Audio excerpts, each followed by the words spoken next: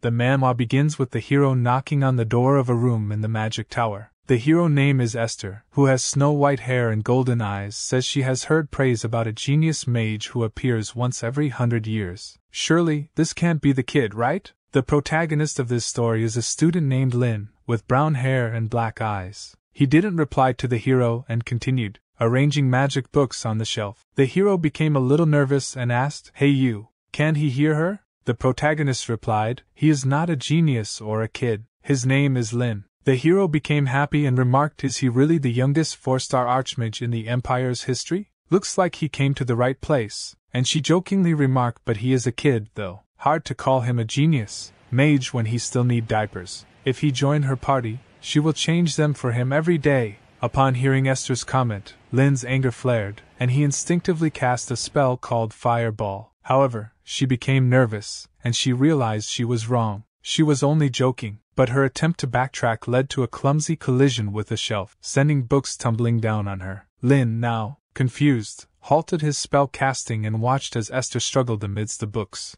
Despite the mishap, he couldn't help but chuckle at the situation. It was in that moment that Lynn found himself intrigued by Esther. The hero stepped forward, revealing her identity as Esther Alter Chiropin. She declared she is a fake warrior of the Radiant Dragon Church. She explained, a fake warrior was someone enhanced through bodily modifications but with a limited lifespan. She asked him to help her defeat the abyss creeping from the South Pole. In other words, she invited him to join her hero party. Two well-known individuals were already part of Esther's party: the Empire's renowned archer, Kai's, and the Fire Dragon's priestess from the Republic of Dragon, Freed. Lynn stated he don't want to die. Esther asked who wants to die. Then Lynn inquired, are the other two as interesting as her? Esther thought for a second and noted they're just as crazy as she is. But there's something even more fun. Lynn asked, what is it? She replied the world resonated strangely with her. Someone who had been studying magic in the magic tower after being rescued from the slums. He had a goal to become the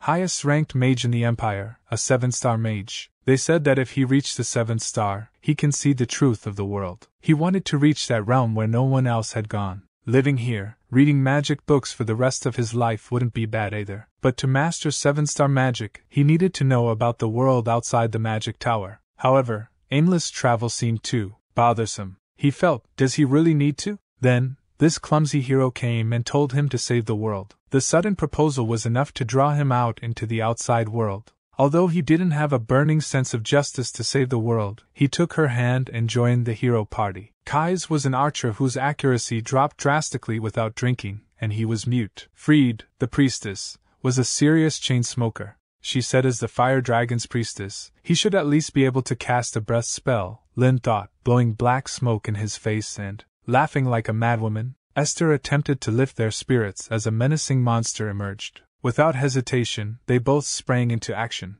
Kai's swiftly darted forward, distracting the creature with her agility, and skillfully blinded it with his arrow. In a coordinated effort, Freed then cast a potent spell, swiftly vanquishing the monster before them. Lynn thought still, both were undeniably skilled. They were strong, the ferocious monsters they encountered on their journey, and the abyss, minions invading from the north, were no match for them. Esther often joked with him, saying, Lynn, don't he dare fall for her, even though she is quite charming, and ask Lynn, after all this is over, does he want to go on a journey with her? Lynn, she is really worried that he is so innocent, he will be tricked by another girl. 5 years passed like that, as their journey to save the world from the abyss approached its end. But his body showed signs of erosion. It was the result of being exposed to enemy attacks for 5 years. Before the final battle against the abyss, he is dying, consumed by the soul-poisoning poison. His life is about to end. Esther's voice echoed urgently, Lynn to wake up.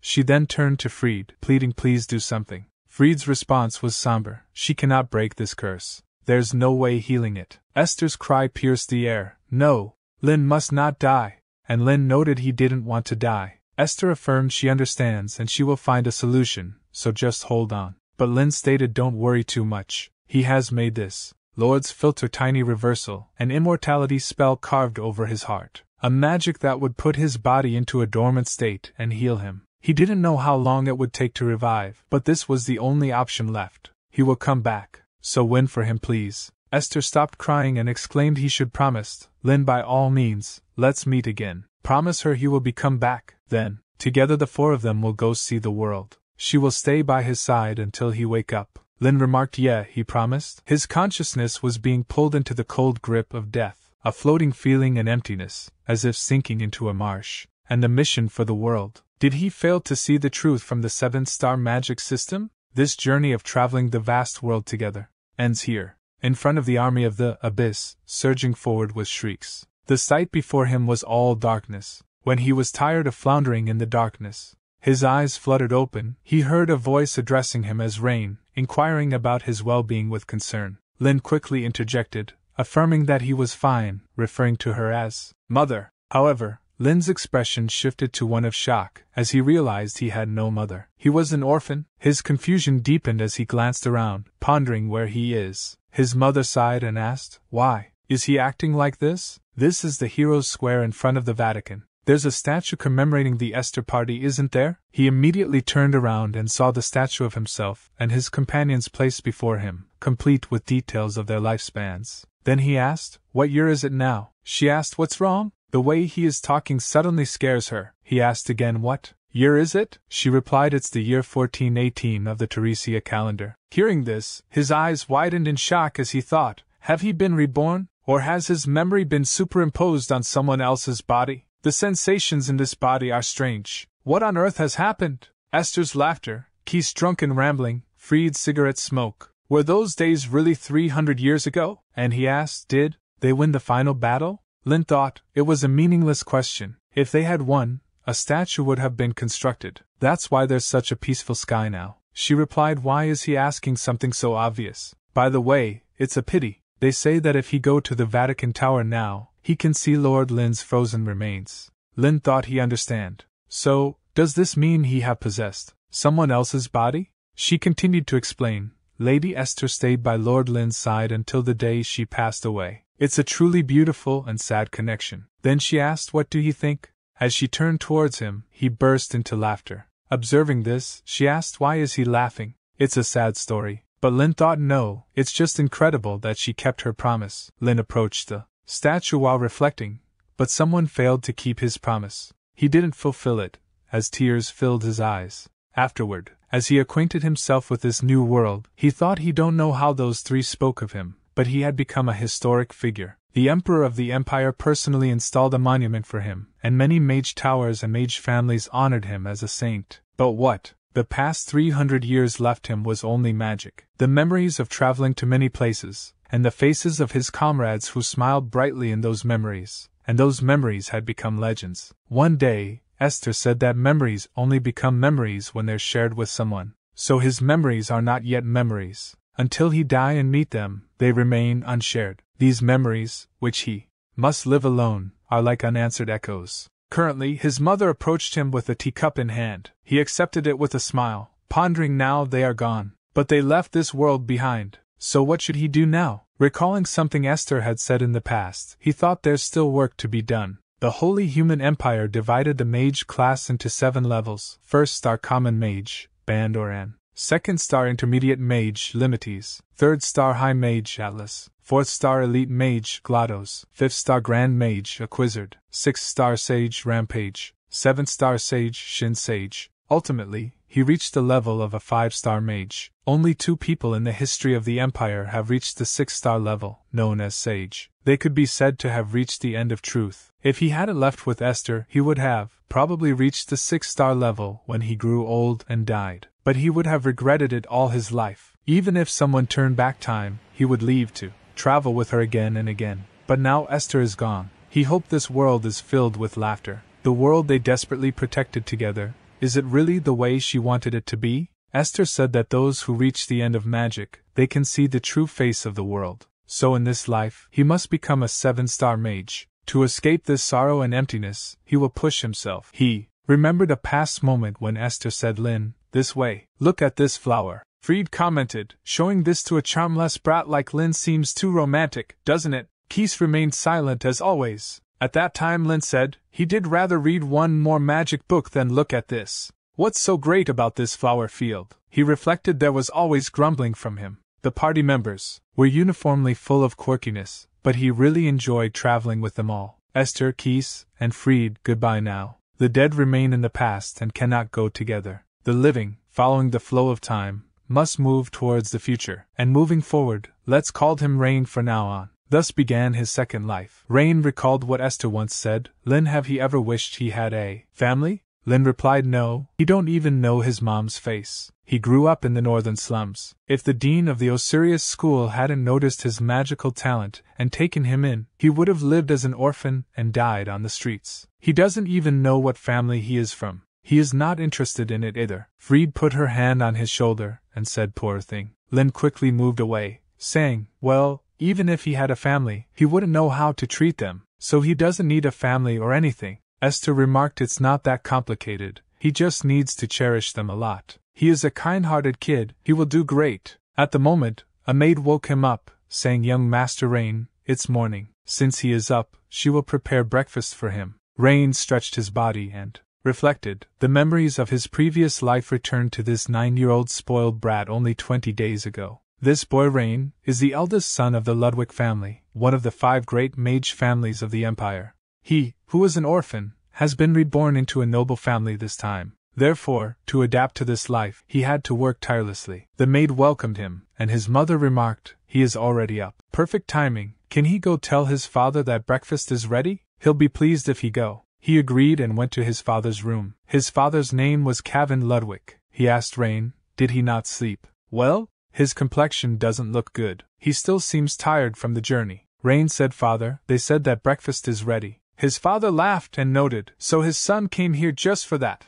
Thank you, but he should go eat first. Rain asked, isn't he eating? While seeing a magic circle formation page on the table, he then asked, is this a magic? His father replied, yes, the thesis presentation is next week, so he is in a bit of a hurry. Eating makes his mind foggy, so he tried to focus and get as much done as he can in the clear morning hours. Looking closely at it, Rain asked, is that where he is stuck? Want him to help? Father inquired, is he here to cheer him on? Rain said no, he wants to help solve the magic circle. Father stated help is welcome, but if he end up being late for breakfast, Mom will scold him, so go ahead, eat his breakfast. But Rain started to explain, magic is about expressing natural laws numerically, and then twisting them. The Go rune makes the equation more complex and clashes with the Cha rune, so it's best to replace it with the Gu rune. And then, using the imperial equation 41-2, he can derive the answer right away. In surprise, his father asked, is such a method possible? He thought this was a difficult problem that even the Empire's top scholars couldn't solve, and it actually was a high-level spell cast about 200 years ago. If this spell is re-established, it could protect countless people from natural disasters like floods or landslides. How did Rain, who has just mastered basic magic, do this? Judging by his proficiency in basic magic, Rain was quite ordinary. However, considering that he is of the Ludwig family's mage lineage, it meant that he did not inherit the magical talent. His thoughts were interrupted by Rain saying, now can he have breakfast with them? His father hugged him saying, yes, let's eat together. Rain's family was small. He had a mother, father, and a 6-year-old sister, the little girl. Peeking through the door was his sister Sari. With shimmering black hair like silk and red eyes, she was a cute girl who inherited the physical traits of the Ludwig family just like Rain. As he turned around and looked towards her, she became frightened and ran away. He thought it was understandable. In this memory, Rain was never kind to Sari. Rather than being cold, he was simply indifferent to everything. As he read books, he recalled what Esther had said to him, he should cherish them. How can he just run away? In this world, it seems like everyone is always busy, doesn't it? He is a kind-hearted kid, so he will do great. She believed in him. Recalling all that, he became frustrated and closed the book and said, come here. He will teach her magic. Or does she want to play together? She ran away again and he thought, kids are too difficult to deal with. His thoughts were interrupted as she came back with a book in hand. He looked at the book and said, basic formulas for 1-star magic. She is 6 and already reading such a book? As he looked at her smiling face, he recalled the memory when Esther said, do he know the meaning of this flower's name?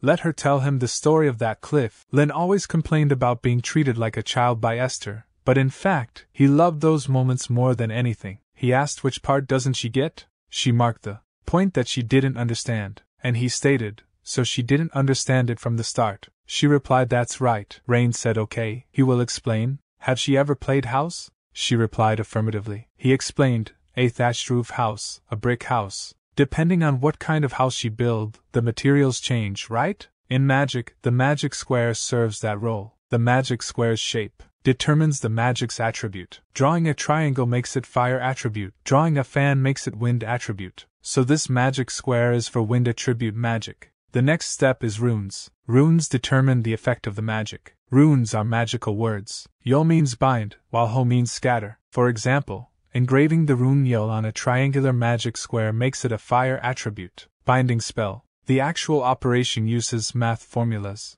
She asked, "What is math?" He became nervous, thinking how he would explain that, but he continued with his explanation. For Yol, she needs a quadratic equation. But before that, let's start with addition and subtraction. Seeing that, two maids talked to each other. The one in the brown uniform said, "Master Rain has completely changed." The maid in the blue uniform remarked, "Before, even when Lady Sari cried, he wouldn't care. Since returning from the square in front of the Vatican, even his gaze has changed." A little while later, as their parents came to study room, his mother exclaimed, "She wants to capture this scene in a painting." Rain's father remarked, "He agreed, but by the time the painter comes, the children might be awake. Besides, Sari is so shy that it might be too much." As he looked at the table, he saw magic circle formations drawn on the pages. He said, "He's teaching Sari magic?" Since coming back from the square, Rain seems like a completely different person. She noted his tone has suddenly become more mature as well. Could it be he's been possessed by the abyss? He replied, "That's not it. Like father, like son." He had a similar experience. He was a student. He had the honor of meeting Lord Lynn. At the time, he was bragging about becoming a 3-star mage, but Lord Lynn rose to 5 stars during wartime.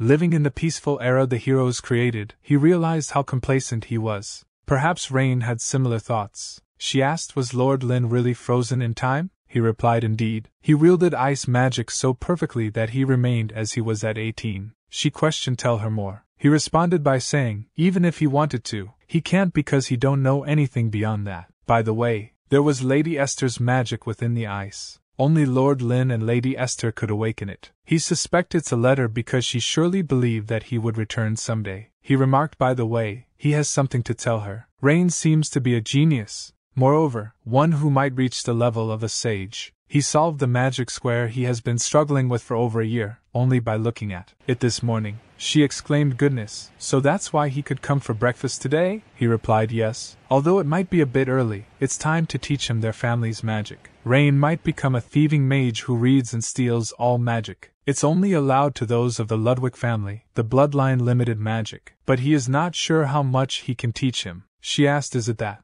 difficult?" He replied, "Yes, it's no ordinary task." She asked, "So how will he do it?" He replied, "He has an idea." Next morning, Rain think under the blue sky, a dazzling tulip field stretches into the horizon. This is Sayas Tulika. This beautiful region, famous for tulips, had 1/3 of its land owned by the Ludwig family. The weather sure is amazing. If he want to go far, he need mid to long-term goals. Especially if it's on the path to truth, there's a lot to do to become a 7-star mage. No matter how young he is, he can't waste time. Let's summon the guide first. As he tried to do that, his sister came and asked, "Brother, what is he doing?" He sighed and replied he was about to summon the magic guide. She asked, "Guide, what is it?" He then asked, should he make one for her too? She jumped with happiness and replied yes. Meanwhile, seeing her, Rain think looks like she likes it. But for a 6-year-old, her speech is a bit awkward. He wonder if something's wrong. He explained to her, the shape of the magic circle is a multi-square. The runes to inscribe are Ju, Yu, Du, and Je. This is high-level magic containing 4 different elements, so only a 4-star mage can handle it. Right now, only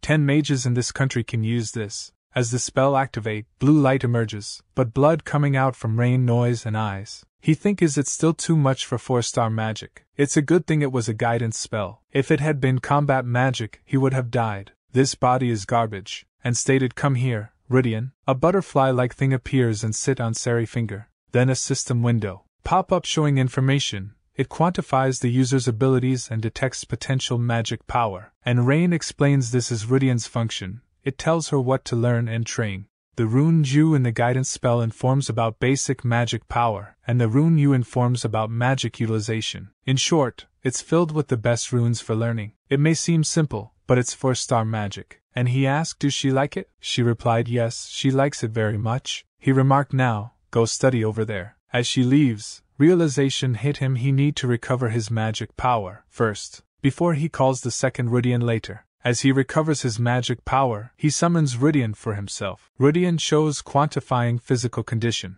Magic power 3024. Seeing system window, Rain thought it's below the level of a novice mage, and order Rudian to calculation magic and stamina next. Windows show, magic power is 77 and stamina is 64. See all this he think he have a long way to go. Then Rudian display another window showing information, detecting bloodline limited magic manual, judged as learnable. Bel Sidious and Bel Curious. See that his eyes become widened in surprise and he think bloodline limited magic. This body wasn't total garbage. When he was traveling with Esther, a young mage came to him. He wanted to prove himself as the best mage of the empire and join the party instead of him. But his skills were nothing special. Yeah, his skills were nothing special. But his eyes gave him a hard time. With those eyes he saw through all the magic that I used, and only launched counterattacks. Now he understand that was the power of the Ludwig family's bloodline limited magic Bel Sidious. By just watching the flow of magic, he could tell what magic the opponent was using. If their magic skill is equal, the one who counters better has the advantage. And Bel Curious, a legendary eye that only 3 people have ever opened in the Empire's magic history. If Bel Sidious is the power to discern the opponent's magic, Bel Curious is the power to steal it. The reason the Ludwig family is known as thieving mages is because of that eye. The childhood goal is now set. Without magic power and stamina, he can't become a grand mage. A little while later, as Rain was in the study room, his father asked is he interested in their family's bloodline limited magic? Rain thought, what's this? Was he watching? His father continued by saying, it's a bit early, but do he want to try learning it? Rain think it wouldn't hurt to learn the theory in advance, and he replied yes. His father remarked then from today onwards, Ellen will be his tutor. Only while he is at the academy though. When he returned from the academy, he will personally teach him. He confusing ask Ellen? His father explained she's an excellent person who teaches students at Delayton, has great magical talent, and above all, is the Aunt Ellen who loves her nephew more than anyone else in this world. He met her when he was 6. Ellen dresses in black outfit enter the room and she closely looks at Rain, and she stated this is ridiculous. Does the genius Professor Ellen Ludwig have to come in person, just for the sake of teaching this uncute child? She grabbed his head and asked, well then, is he ready? She asked, do he know who she is? He replied, she is Aunt Ellen. She note from now on, address her as Professor Ellen Ludwig, the great genius. She can't stand slow learners who don't understand things the first time. Don't ever ask a question again after she has taught him once. Got it? That's how his bloodline limited magic training began. She explained bloodline limited magic isn't recorded to prevent theft by other wizards. Therefore, he must meet with a family wizard and directly receive the knowledge into his mind. Let her demonstrate, so pay attention. As she opened her eyes, a crimson-red mana flow out from it. However, Rain, think this feeling. It's the same as those eyes from back then. She stated this is Bel Sidious. He said she is awesome auntie. She excited remarks, how is it? Cool, right? To use this, he need to compute 3 spells simultaneously. She said 3. Someone like him could only dream of this. He replied he can do it. She note he is so arrogant. Ellen, seemingly satisfied with his reaction, wrote down several formulas. It was an analysis of magic. He exclaimed it's more theoretical than he expected, and he think if the founder of the Ludwig family didn't place genetic restrictions, so Lynn could have used it too. His thoughts were interrupted by Ellen, saying it's too difficult to even attempt. He has no idea what it means, right? He replied no, he just need time to roughly organize it. She remarked how frustrating. Well, she has no choice, she will make a special exception. However, he stated thank you for guiding him, but he will handle it from here on. She asked, wait, what did he say? He doesn't need her guidance? You don't ignore her. But Rain continued to ignore her. She became frustrated and stated fine, do as he please, as if he did ever succeed. She would not teach him later even if he begged in tears. As he continued his studies and worked on various formation, she reviewed each one upon completion. After checking his work, she handed him a new problem, her face partially hidden behind a book. He think, what's this? Is this how modern magic education works? Or is she testing him? Meanwhile, his mother looks at both of them while hiding nearby. Then she note, let's take a break. As she leaves the room, his mother approaches him and asks, isn't Aunt Ellen a bit unusual? he replied. Yes, quite. She said his aunt isn't very honest. In truth, she's eager to teach him everything. So even if he already knows something, ask her a lot of questions. She was just like that when she used to follow his father and her around. She was so adorable. However, Rain think has the meaning of adorable changed in 300 years? After the break, as he continue his work, while she glances at Rain work. But as she noticed that Rain is looking at her, she immediately covers her face with the book. He thinks she is really annoying and more bothersome than 6-year-old Sari. Then he said, Aunt, he can't understand this part at all. Could he please explain it? She immediately turned around and shouted, he doesn't even know this. Their family is doomed. Bring it here. And ask what part didn't he get it exactly? He pointed it out where he has problem. She demonstrate how he can solve it, and remark, see, it's solved right away. She continued to explain if he used this formula here, he can solve it much faster. He didn't even know that? In response, he apologized to her. She stated he doesn't know anything. What have he been doing until the age of 9? He replied she is absolutely right. And asked then how should he solve this? She notes she guessed there's no choice. She will make an exception for him. And then he asked one question after another, and she answered him. Ellen's teaching was consistently like this. She required quite a bit of effort, but thanks to her, he significantly reduced the time needed to learn the theory and gained practical experience. On the 10th day of receiving Ellen's guidance, he felt a burning pain in his retina, with the sensation of all the blood in his body rushing to his head. The world slowly turned blood red. That's when it happened. The eyes that shone red were engraved with the mark of death. All information about everything in the universe is being directly transmitted to the brain in the form of formulas. Is this how it would feel to be the creator of the world? He then cast fireball spell while thinking, let's see how does magic look like. He understands back then, in the young wizard's eyes, all his magic must have appeared like numbers, and he stated it's truly amazing. Look at him. Her eyes became widened and shocked, and she remarked he achieved that in just 10 days. She think even after receiving special education, it took her 7 years to acquire Bel Sidious. They said it would take 70 years to master Bel Curious, and he achieved that in just 10 days. From a blank slate, not knowing anything, to performing multicasting with general magic. He might rival Lynn, who is called a prodigy of multicasting. A little while later, his father asked, so that's how it is to awaken Bel Sidious in just 10 days. She remarked, Appa, thanks to Rain, the Ludwig family might become the leading magical family. He's really amazing. As she leaves the room, he thinks as a father, he have nothing left to teach him. He called the butler named Yed. Butler Yed asked, yes, master, command him. Kevin orders send a message to father. Butler asked, he mean to the former head of the family? Kevin asked, is there a problem? Butler replied, no, that's not what he meant. Kevin continued by saying, write this to his father. Please guide your grandson who has innate talent. He respectfully requests this of him. Butler replied he really go through fire and water for his son. He will proceed as commanded, Your Excellency. Spring ended, and a brief summer arrived. This summer seems to last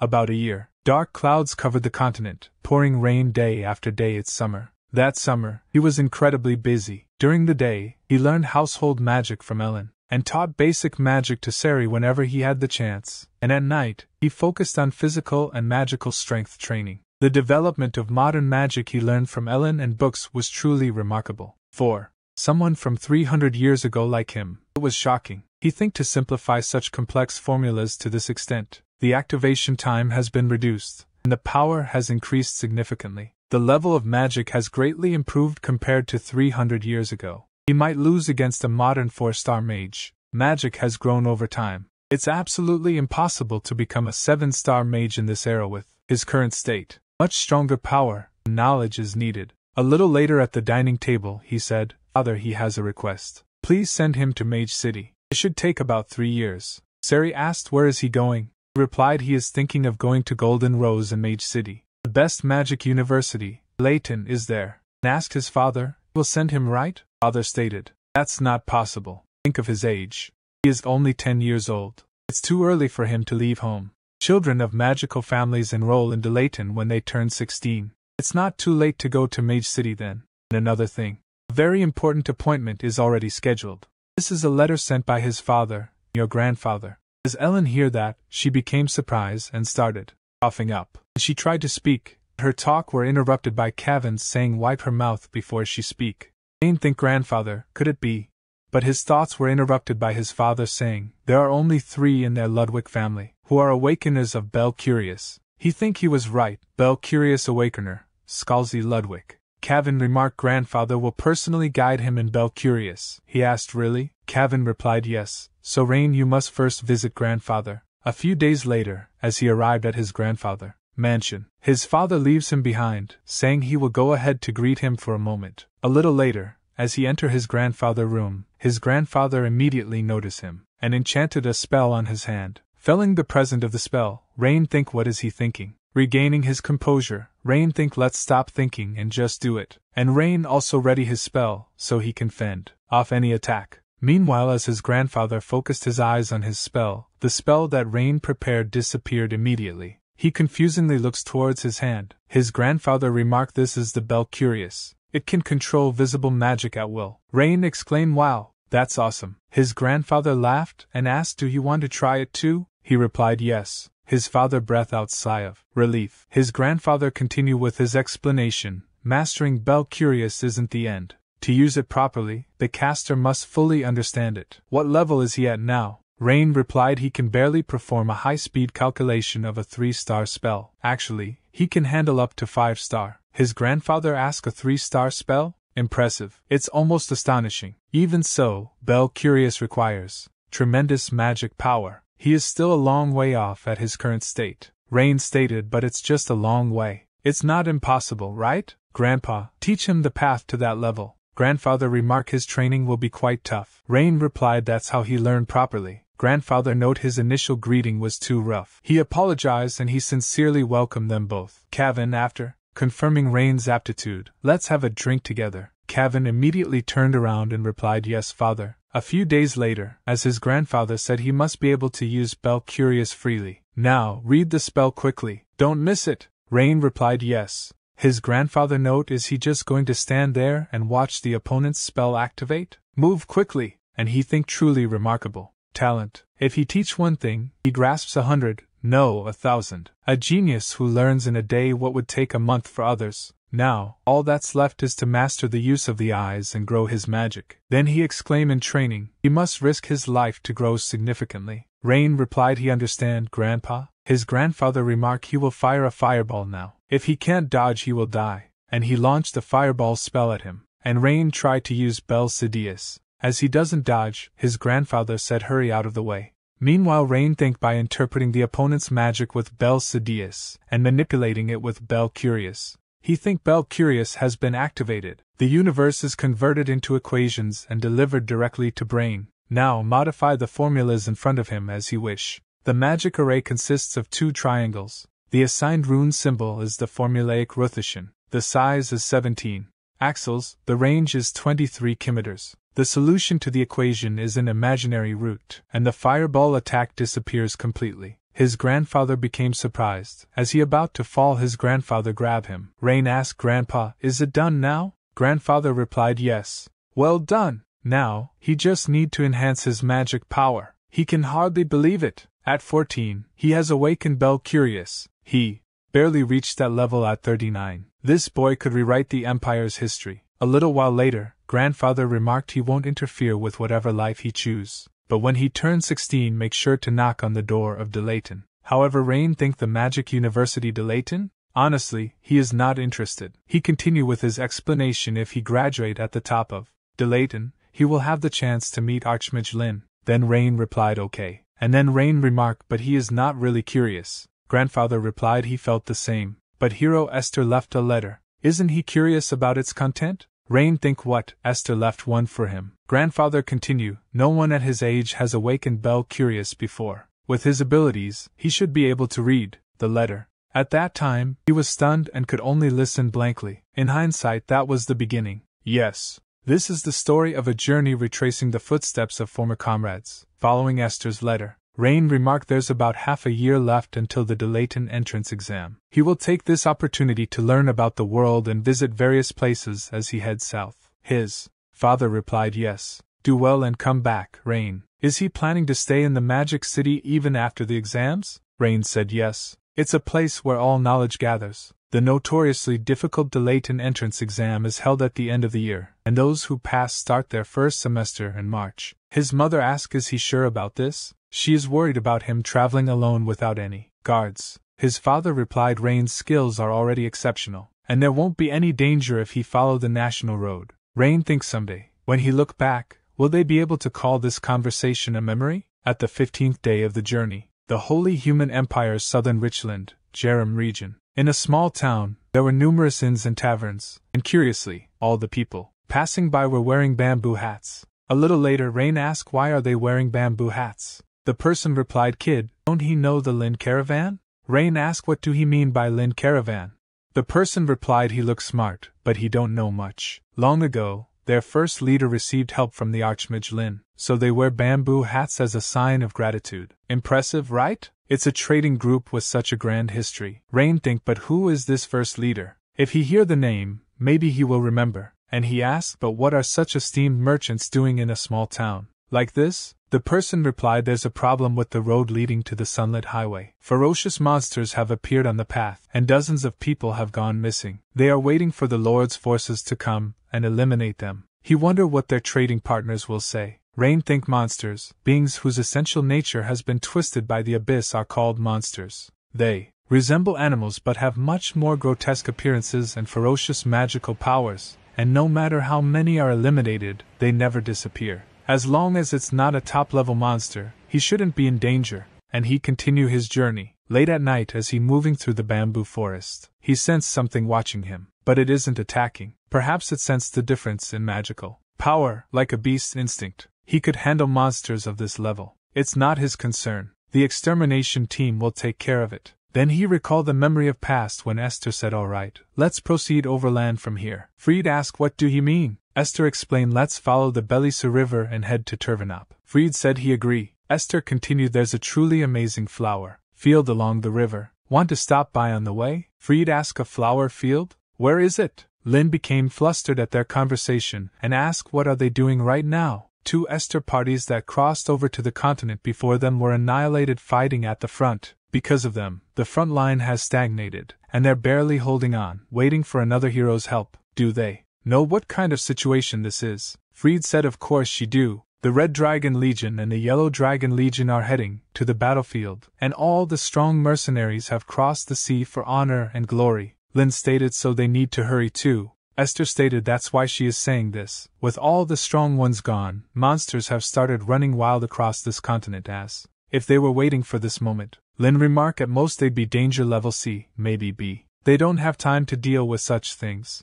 Esther exclaimed, Lynn, in this world, there are many people who desperately need help, even for things that seem trivial. There's no weight in the need for help. She hoped he become an adult who helps such people. In present, Rain think even though he died 300 years ago, she is still nagging. He is just resting because he was a bit tired. Cast a spell and summon a creature, commanding it to locate the monster. Shortly thereafter, the creature captures the monster, and Rain orders it to bring the monster back. The creature obeys Rain's command. Seeing the monster, Rain think they call that a threat? He has dealt with countless creatures like this. He will release him if he promised not to harm people. Not that he would understand, and crush the monster in pieces. He didn't do it to help. It was just out of boredom. The border between the central and southern regions of the empire. If he remember correctly, this place was called the Badancho Mountain Range. The moment he stepped into it, the low-level beasts started to attack him. He became angry and think, how dare these lowly beasts look down on him. His thoughts were interrupted as the incoming monster are hit by arrows. That surprised him,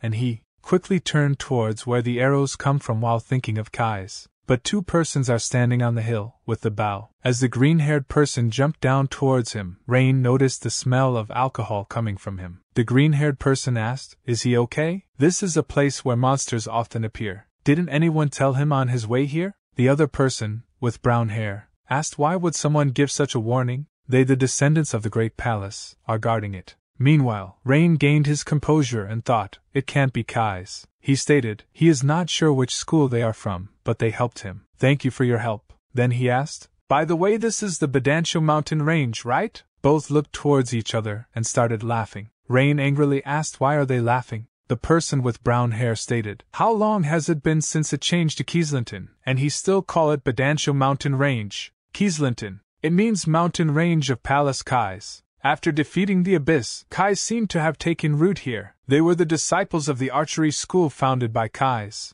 Traditionally, skilled ones recognized by the headmaster guard this pass. Rain thought, is drunken archery the basic skill of this school? What exactly did they do to get assigned here? His thoughts were interrupted by the brown-haired person saying, he came at the right time, kid. There's a festival today. It's a day when anyone can drink free alcohol. He should know the taste of alcohol if he wants to become an adult. Alcohol he knows. It's said to be the path to the sun and moon. The green-haired person remarked, what a man of culture. Don't think he can skip his shift today by talking nonsense. Focus, they still have to guard this place. The other person asked, how can he let a kid like this go alone? That's unacceptable. He will just take him to the village entrance, and he will be back immediately. A little later, the person stated, the path is a mess because of the fallen leaves, right? They do clear the leaves, but this year, so many leaves have fallen that it's endless even when they clear them. As he continued to explain, Rain checked the surroundings. The person remarked, if he go up those wooden stairs from here, he will find the training hall, and if he follow the path straight, he will reach the village. As Rain looked around, he saw a grave. As he looked closely, he realized it was Kai's grave. As his thoughts deepened, the person interrupted him, saying if he is on a journey, why doesn't he make a wish here too? Rain asked a wish? The person asked, hey, is he seriously asking because he don't know? Well, considering the time, he might not recognize it. Rain asked, recognize what? The person replied, this tomb. It's the tomb of Palace Kais. People usually make a wish here, saying please protect them this year too. Rain's expression became one of anger, and he said, don't joke around. The person asked, why would he joke around? Rain noted, it's strange. Who builds a tomb in the middle of a mountain? Kais, that person, the palace, is a hero, right? The person replied, he don't know the story behind this tomb, do he? Is he really from this country? Amongst Kai's companions was the archmage called Lynn. He knows. This is a well-known fact, so he think he might have heard of it before. But they say Lynn was very shy. Kai seemed to believe that Lynn would come back, even after he died. They said if the tomb was in the village, Lynn wouldn't be able to come because he was shy, so he asked for himself to be buried here. Rain recalled the memory of the past when he was Lynn. He said, Kais, he reek of alcohol and stop snoring, and don't touch his hair. In another memory, he guided Kais how to write a letter. He shouted again. He told him not to touch his hair. Rain thought, did he know that this was an eternal farewell, that they'd never meet again? Then his thoughts became negative, and he thought, no, that's not true. He promised to come back. He promised to come back to meet him. He promised. Thinking all this, he became frightened, and started to run away from the grave. Seeing that, the person asked, what happened? Then his foot struck a rock, causing him to crash to the ground. A little later, Rain sat at the edge of the cliff, contemplating his thoughts. Let's go back. Let's turn around and head to Kai's grave, and say my goodbyes there. Even if it's late, let's say he has come back, and apologize to him, and ask for forgiveness. As he lay down on the cliff, he recalled an old memory when he was Lynn. How did he manage to find it in such darkness? His eyesight is really good. How can he aim when he is drunk? Fried handed him a drink while saying, drink this. He can't aim when he is sober? Kais didn't have a tongue, so he couldn't talk. He was quiet during the day, but at night, it was really noisy. Recalling all these memories, Rain started laughing, followed by crying. A little later, he visited Kai's grave. He cast a fire spell on the dried leaves, burning them, and cleaning the area around the grave. He said his goodbyes. As he left, he apologized to Kais, saying it's not because he is shy, it's because he lacked the courage. The courage to face them all, the courage to meet and ask for forgiveness. He couldn't keep the promise he made with them all. As he approached his destination, he thought autumn in the south was sweltering. Under such a summer-like autumn sky, a brilliant city spread out before him. The magic city Golden Rose, and the magic University de Layton was built at the heart of Golden Rose. It was a city he had been curious about since his past life, but it didn't live up to his expectations. His thoughts were interrupted by a nearby shopkeeper saying, magic books for sale. They also have study guides written by expert magic tutors. Another shopkeeper remarked, this is a magic amplification tool, and this here is a rare item found by a silver-grade adventurer in a dungeon. He thought, all knowledge flows through the Golden Rose. It's a phrase befitting the stature of this place where everything gathers. Rain went to a shop and asked for the price of an item. The shopkeeper replied, just 10 copper coins. Rain was surprised and asked the price a second time. The shopkeeper confirmed, yes, it's only 10 copper coins. Rain thought he remembered paying at least 80 copper coins for it back then. But his thoughts were interrupted by the shopkeeper saying, "Excuse me, sir, the clock tower bell is ringing. The exam is about to start." Rain immediately gave him 10 coins thinking, he is here to take the Dilaton exam. But his attention was grabbed by a running thief, and someone shouted, "Catch the thief, please." Rain thought, the security isn't great here. It's a big city, so the guards should handle it. More importantly is the exam hall. At that moment, a woman with silvery white hair bumped into Rain and fell to the ground. Rain promptly apologized to her and inquired about her well-being. He observed that she appeared to be unharmed. However, he mentioned that he was pressed for time and requested her understanding. But the woman stated, "Give it back. That's not for sale. It's a family heirloom. My grandson needs it for his entrance exam today. Please give it back." As she said all this, Rain thought, why should he help? He has an exam to take. Now's not the time. At that moment, he heard the voice of Esther saying, "Help her, Lynn." Then Rain moved towards her and asked, "Did that guy take it?" "Wait here for a moment. He will get it for her." Rain immediately chased after the thief, while jumping over the roof of nearby houses and prepared a spell to stop the thief. And Rain think he is so busy that he could die. This is so annoying. He is going to turn him into charcoal. At the moment, a voice interrupted him saying out of the way, and jumped over him. And she cast a spell in front of the thief, to block his escape. Thief remarked, "What's this? It seems like a sand wall?" In that instance, she stand in front of him, while saying, "Picking pockets at the Golden Rose, that's bold." She would give him that. But she think he picked the wrong day. Rain also knows her, but she continue he is done for now, because he got caught by none other than Christaton. Rain thinks Sand Soldier, and that confident attitude. That's the Warden. And he explained Warden, a lord from the Eastern Empire. Just like the Ludwig family, it's one of the 5 major magic houses. Before he regained his past memories, they met a few times at the house meeting. Whenever they met, he always spoke bluntly, so he called her Goody Two-Shoes. But how is she already wearing a uniform? He should be the same age as him. At present, Thief launched a wind spell that destroyed her sand soldiers. And also a boy caught in his spell, which Rain saved with his earth bind spell. Rain thinks so that Thief was a mage too.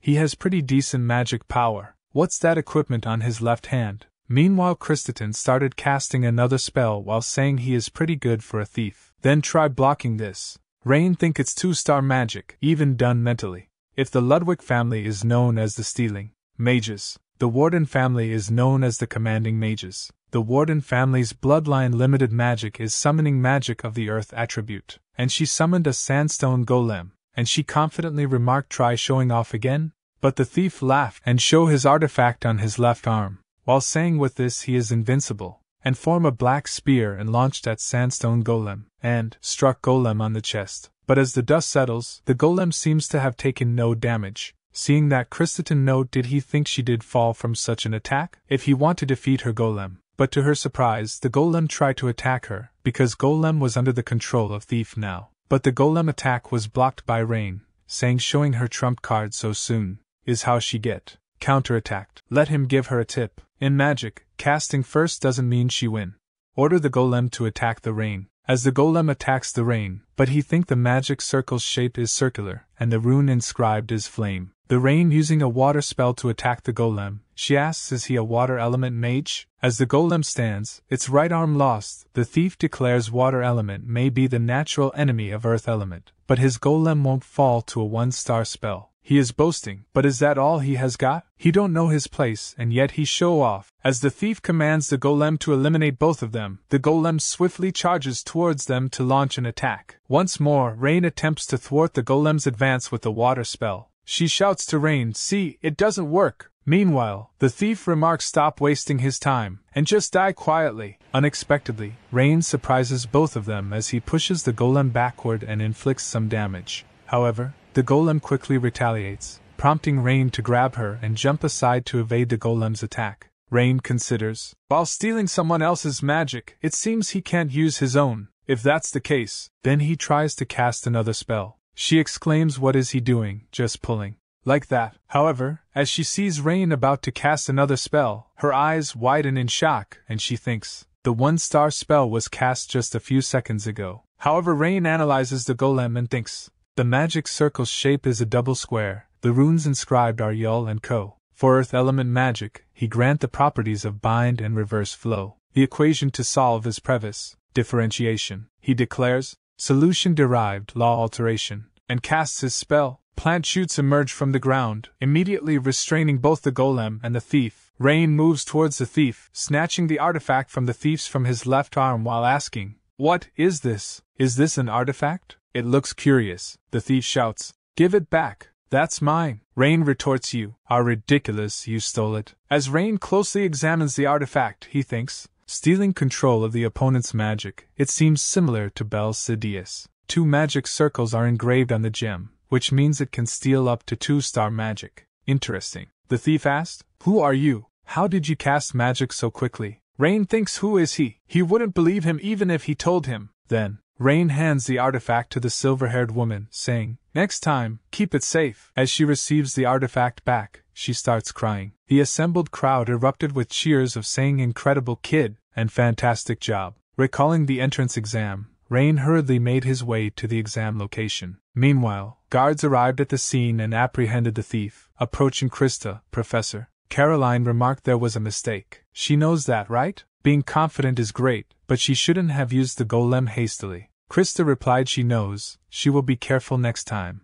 Professor Caroline noted Krista's quick self-reflection is a good quality. But their conversation was interrupted by Krista's question. "But did she see? That guy, he's amazing. His magic casting speed was almost as fast as the professor's." Professor Caroline laughed and acknowledged that she saw it. "He seemed even faster than her," Krista replied. "Come on, it's not that much. By the way, what happened? That guy didn't seem that strong during the selection meeting." Professor Caroline questioned. "Really? But if he came for the entrance exam, why was he here?" Krista asked. "What is she talking about?" Professor Caroline replied, "The exam started a while ago." She shouted, "What is she talking about?" Krista asked, "Can't she somehow pass him anyway?" Professor Caroline replied, "It's the rules." Krista stated if she was late because she was helping someone, couldn't she be a bit lenient? Professor Caroline inquired, "Since when have she thought so much about others?" Krista remarked she saw earlier, "Such a person needs to exist for things to get fired up. And it would be better for the school to have interesting characters, right?" Professor Caroline replied, "Well, that's true." A little later, at her office, Professor Caroline conducted a background check on Rain. She thought no history of placing in a magic competition, no significant achievements in other areas either. The genius prodigy said to be a calamity brought upon the Ludwig family by the heavens. Then document revealed that he had been Scalzi Ludwig's assistant for 3 years. She think under the former great mage and head of the Osiris school? Being family doesn't mean he's sheltered. He's the kind of person who would ruthlessly dismiss someone if they don't produce results. If being an assistant is true, why is he called a genius prodigy within the 8 great schools? Then she called out his assistant, saying, "Please schedule a meeting with the chancellor. She has something to discuss regarding individual admissions." The assistant responded, "Yes, as you wish, Professor Caroline." A while later, delating Chancellor Medelia Page remarked, "History seems to repeat itself, doesn't it?" She is not sure why, but it seems that talents always emerge in the same period. Hubert from the Rohunam school, Lillian from the Rivendell school, Aiden from the Harimund school, Nora from the Melif school, Ilgan from the Chihak school. 5 latecomers from the 8 major schools enrolling at once. The Warden family has also sent a talented child, but that child might struggle alone. Since the conflict between the magic families and the 8 schools is deep, it's not pleasant to get involved in students' disputes. It's undeniable that this is a special situation. Professor Caroline replied she should notify professors and instructors. Adelia Page remarked, "Observe the students closely and intervene if necessary. Just avoid intervening too frequently." Then she asked, "What's wrong?" Professor Caroline replied she think it might be a bit too soon. "Isn't it a bit premature to make such a decision? It seems there's a genius from the magic families in this batch that isn't just Krista." Medelia Page asked, "Are there any new students she is unaware of?" Professor Caroline replied, "No, there aren't." Medelia Page noted, "Could it be the child she want to pass in an additional test?" Professor Caroline stated she wouldn't believe her even if she told her. She would have seen him at the family meeting. Medelia Page remarked she still have a habit of beating around the bush. Cat. Professor Caroline exclaimed, "It's just her personal opinion. But maybe they could let Rain Ludwig enroll, and not interfere at all." Medelia Page noted she is curious how they would act in such a situation. "Well, they will know the outcome soon," Professor Caroline said, "right? After all, the strict Owen is their homeroom teacher." Madelia Page asked. By the way, did he really say he wouldn't accept any reward? Professor Caroline remarked. Yes, he absolutely hates it when it's revealed that he's the hero, makes things complicated. He'd rather just read his books in peace, Madelia Page stated. He's a weird one, Professor Caroline replied. Weird ones make good magicians, as his master always used to say. But she seemed gloomy today? Madelia Page noted. She is still as perceptive as ever. If Rain Ludwig caught that thief, it seems related to the Dark Church, Professor Caroline remarked. Surely not, there must be a mistake. Madelia Page exclaimed. Have she ever heard her talk nonsense? The Special Affairs Department contacted them first. They will be here soon. She has a bad feeling, so be prepared. Rain thought he was notified of his acceptance after missing the exam due to being late on the morning following the chaos. A professor named Caroline suggested that he could pretend to have taken an additional exam and be placed on the list of successful candidates. She was worried that additional exams were perceived as a disgrace for those who failed the regular admission, but that was no issue for him. Being anxious about retaking the exam, he immediately accepted the offer. Thus, he stood in front of the gates of Delayton, the greatest magic university where the pinnacle of intelligence in the Holy Human Empire gathers. He found himself standing in front of the gates of Delayton School. He has never had any connection with school. In his previous life, he learned magic from the head of the Osiris school, and in this life, from his family. Even now, he doesn't feel the need to learn from anyone, but in this life, he needs to find something that Esther left behind. She's waiting at the end of this path. Until then, he has to bring his magic skills up to at least the level of his previous life. His thoughts were interrupted by Krista calling his name and thanking him for helping her last time, and her mood swung and she instantly shouted no, wait. Even without his help, she could have handled it alone. Her speech was interrupted by the gathered students who exclaimed, "Hey, look at that! It's Krista Warden, the top student recommended from this batch." Rain remarked. She is more famous than he thought. She replied, of course. There's even a saying that anyone who doesn't know Krista Warden in their generation is a spy from the Republic. He is the rival, she acknowledged. Consider himself lucky. Rain thought, rival? He can't stand annoying things. Come to think of it, there was someone similar in his past life. The little brat named Gisela, she met in the tower. She insisted on being treated as a senior since she entered the tower first. She was so boastful, he remembered it clearly. At present she asked, hey, why is he laughing? Is he mocking her? If he thinks what he saw then is all there is, he will regret it later, and cast her spell. Rain thought, no, seriously, why in a place like this? She remarked, do he now have an idea of her true abilities? How about it, do he feel like giving it his all? But Rain thought she doesn't seem to care about the surroundings. This person is Gisela. She must have been reincarnated. Should he show her a taste of some spiciness? But their fight was interrupted by a student named Hubert saying, what a dramatic performance. One's the top entrant, and the other's a genius prodigy who barely gotten through an additional exam.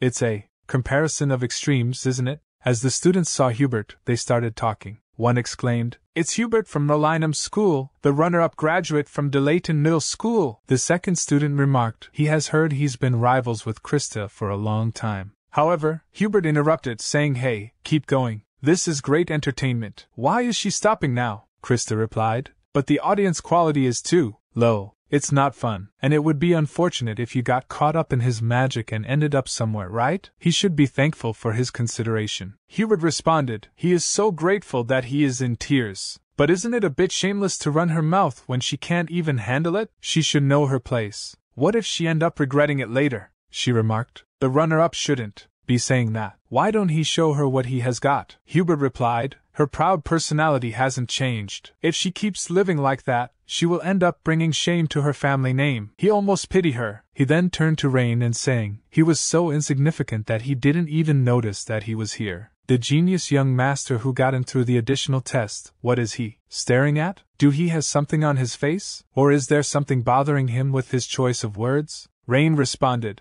it's not that it's bothering him. It's more like, who is this person acting so cocky? Can he even use magic? If he is trying to pick a fight with him, he should be decent at magic. That surprised all the students who heard him. In anger, Hubert said, you little brat, what did you just say? Meanwhile, Krista laughed and stated, getting knocked down while showing off to an absolute nobody. If it was her, she did be too embarrassed to even show her face. This is quite a spectacle. At that moment, a professor shouted, freshmen, what are they doing, not coming inside? Hurry up and come in. Cadet Krista, what is she doing here as the freshman representative? Hurry up and get inside for the oath preparations. She replied, yes, she is coming now. As she was about to enter, she turned around and called Rain's name. She will let it go this time because there's no time, but don't even think about it next time. They are settling this properly, Rain thought. What nonsense is she talking about again? Just leave it alone, please, a brown-haired student remarked. Krista and the genius young master who passed the additional test?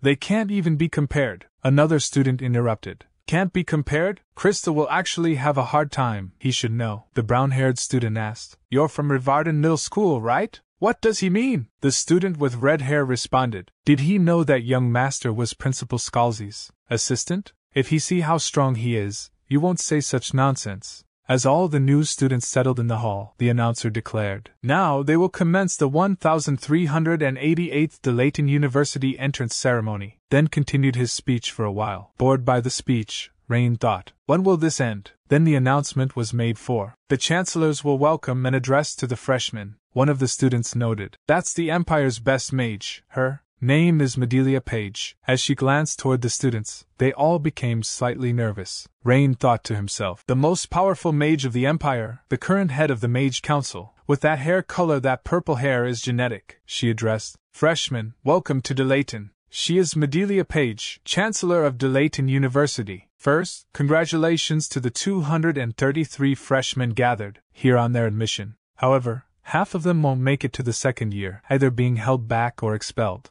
Among the 117 who survive, only about 60 will advance to the third year, and of those, only half will proceed to graduation. Therefore, each year, fewer than 30 graduates complete the program. This is the kind of place Delayton is. It's a place that polishes their talents. They will continuously subject them to trials under the guise of honing to judge whether they are rough stones that can become jewels. Delayton's policy is unlimited competition. Those who fall behind in competition won't even earn the right to receive a diploma. They will feel this keenly throughout their time here. So sharpen yourselves, and clash against each other and grow, in this place, Delayton, until the insignificant stones here at Delayton shine with their own brilliance. In 3 years, let's meet again here. Then, as fellow mages, she welcomed them, and she wished each and every one of them a good fortune. As she turned around to leave, all the students began applauding for her. Rain also joined in the applause, thinking, let's meet again, looking forward to it. Other professors were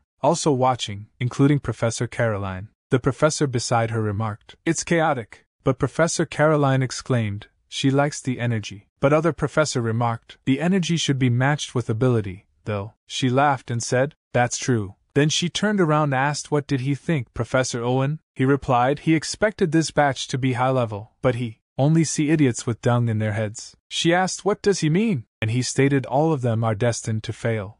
Rain entered the college department building known as the Hall of the Sleeping Dragon. He looked for his classroom and found it a little while later. He entered and took his seat in the empty room, enjoying the breeze coming in from the window. At that moment, some student said, it seems you are my partner. Please take good care of me in the future. He turned around, replying yes, likewise. Please take care. But stopped midway as he became flustered upon seeing Krista. Krista remarked, even the sky is indifferent. To think he has to compete with the top student, Krista Warden, right from the first lesson. The girl with pink eyes and hair, Gertrude Panton of the Panton baronet family, noted. If she was to loosely translate Miss Krista's words, it would be something like, she is so happy to be sitting next to him. Krista replied, of course she is happy. She gets to bring down this guy's arrogant nose from day one. Her talk was interrupted by Hubert saying, how delightful this is. The daughter of the Panton family is joining in today too. It's enviable that mages from noble families controlling 2 or 3 vassal families are here. It's truly a shame that the lady is being rude by pointing fingers at others. Gertrude Panton stated, he doesn't understand. That's actually part of Miss Krista's charm.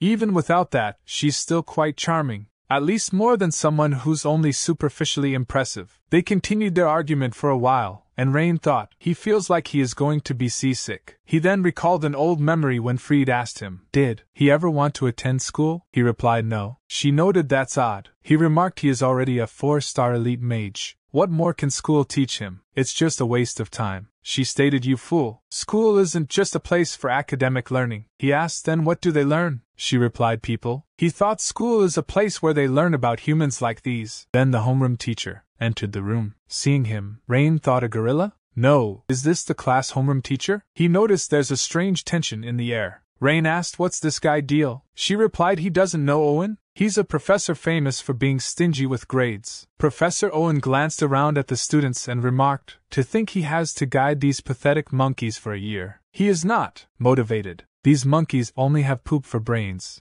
Where are you looking while he is talking? He threw chalk at a student, hitting him in the face and causing him to cough up blood. All the students immediately became attentive and looked at the homeroom teacher. Professor Owen continued pathetic. Are they laughing now? You guys know nothing. You think you own the world now that you've entered. Delayton. Dreaming of becoming a court mage for a great noble or living lavishly by setting up your own mage tower? Give such delusions to the dogs.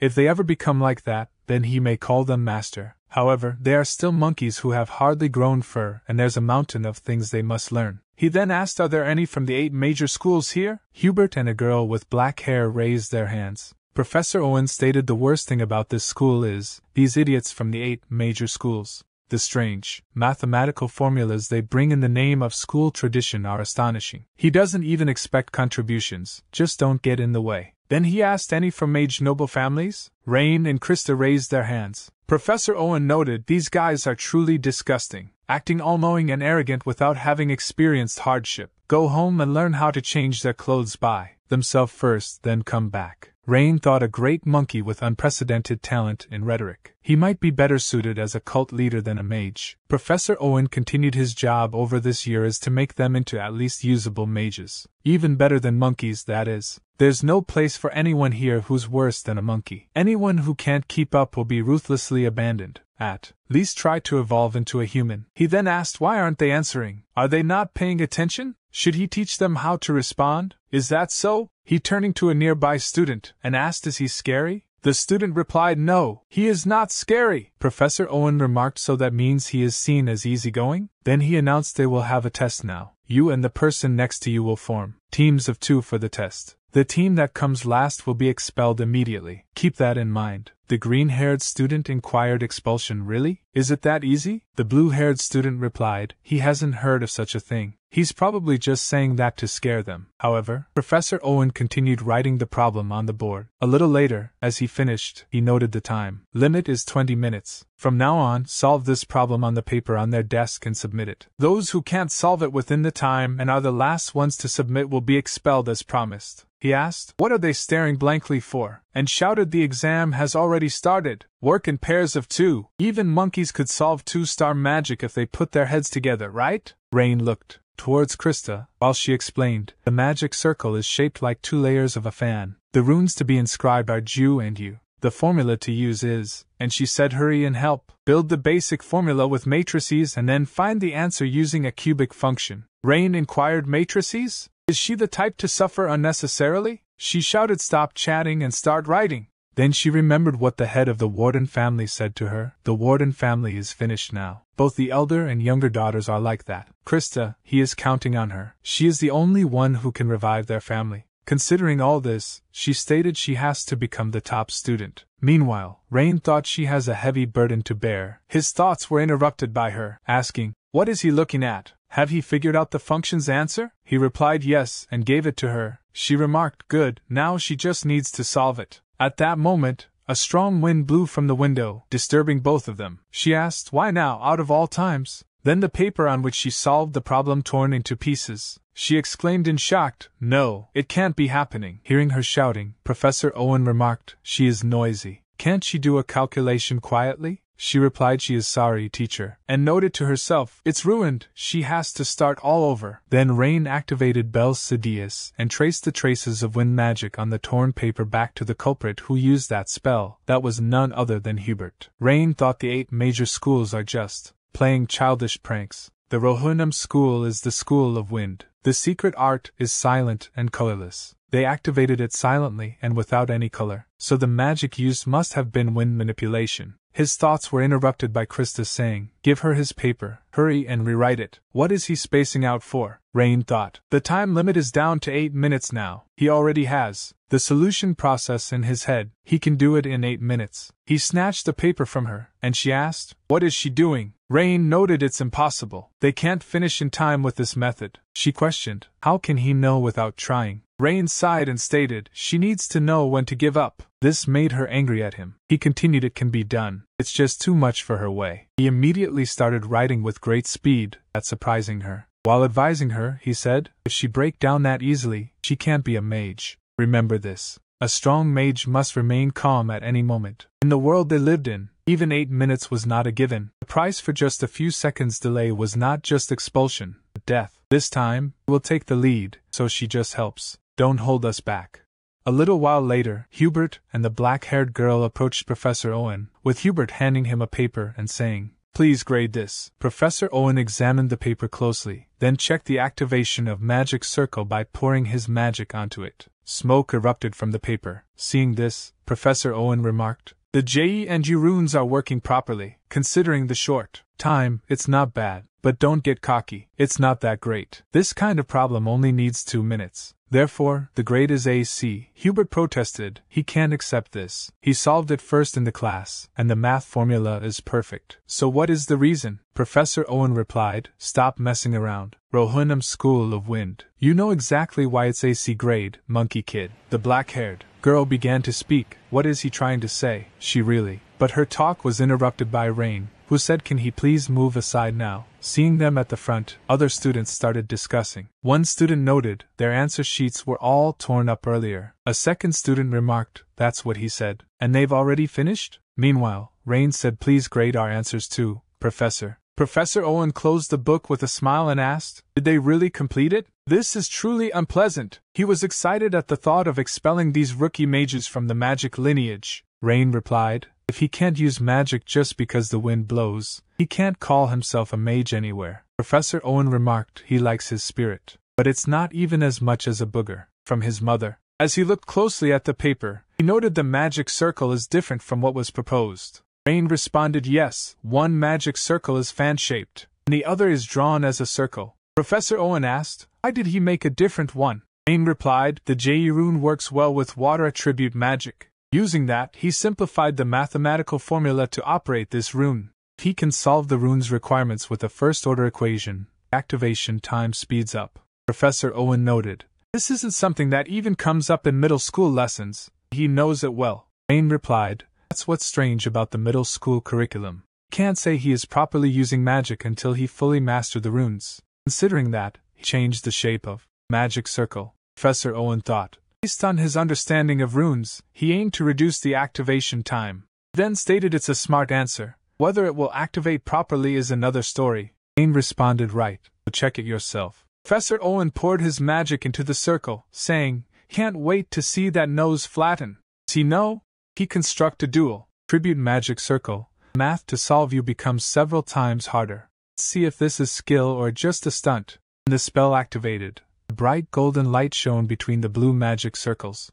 Seeing this, Professor Owen and all the students widened their eyes in surprise. Professor Owen started clapping and remarked, he has been teaching for 13 years. He has seen many geniuses, but you guys are the first to submit such an answer. It really infuriates him, but this answer deserves an S grade, something he has never given in such a trivial quiz before. Rain replied, that's high praise. Krista jumped happily, exclaiming thank you, and celebrated for a moment. Professor Owen then stated, enough now. Go back to your seats. Unless they want their score reduced? She replied, sorry, teacher. Professor Owen then noted, the same goes for you too. The evaluation is over. Go back to their seats quietly. Hubert remained silent, while the black-haired girl replied, yes, teacher. Meanwhile, Krista, smiling, went back to her seat. Rain approached Hubert and stared at him angrily. In response, Hubert asked anything else to say? Seeing them, Professor Owen stated, don't make me repeat myself. If they don't want to be disciplined. Rain moved away, saying he won't overlook it next time. Somehow, the students endured their first lesson while enduring the harsh criticism from Professor Owen. During the note test, Rain mentioned this part is a bit difficult. Krista remained silent, prompting Rain to ask, hey, can't she hear him? Why is she like that? Meanwhile, Professor Owen remarked, that's all for today. What's with those faces? Is this too hard for them? Don't worry, next time he will present something even more challenging. Those who can't keep up will be left behind. Hammer today's lesson into their heads as if their lives depend on it. That's all. As Krista was about to leave, she called out Rain's name. Rain asked, "What is it?" She thanked him for what he did earlier. He replied, "Her voice is too soft, can't hear it." "Can she say it again, properly?" She retorted, "Don't mess around. She will definitely pay back this debt next time, so don't get cocky. You and I are rivals. They will only help each other this once. Got it?" Rain replied, "No way." As she continued to argue with Rain, rumors spread throughout the campus about Owen granting an S grade to Krista and the genius scholar. Many students were amazed that such high grades were bestowed by the gorilla. The next day, Rain stated, "Next time they meet, he will pay back the debt." Krista warned him and asked, "Which floor is her dorm?" Krista noted, "He must be on the top floor among the freshmen. He is the top admit, after all, right?" And she told him not to show off. Rain replied, "Showing off or whatever, it was she who said it. Doesn't making promises she can't keep make her seem frivolous?" She became angry and said, "Look forward to it," as she left. Entering the building, one student exclaimed, "Look, there, it's the first floor. He's the eldest son of the Ludwig family." Another student replied, "Hey, don't talk nonsense. If he had come on time, he would have been assigned the room next to Krista."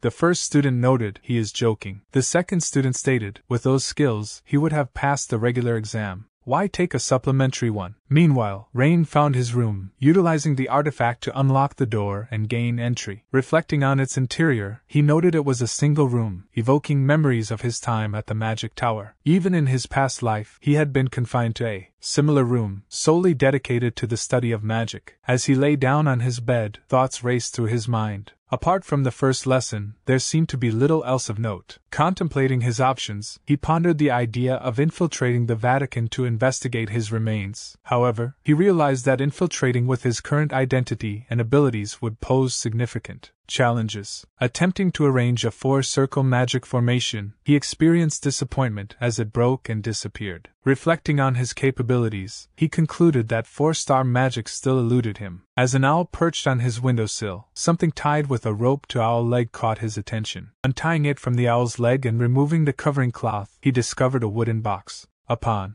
closer inspection, he noticed there was no sender's name, prompting thoughts of whether his father had sent it. Opening the box revealed two books, one blue and the other brown, noticeably worn. Examining the brown book closely, he was taken aback as he realized it was the diary he entrusted to Esther. His eyes widened in surprise. In that moment, he pondered nervously about the sender's identity. Who could have sent him this? It had to be someone who knew him.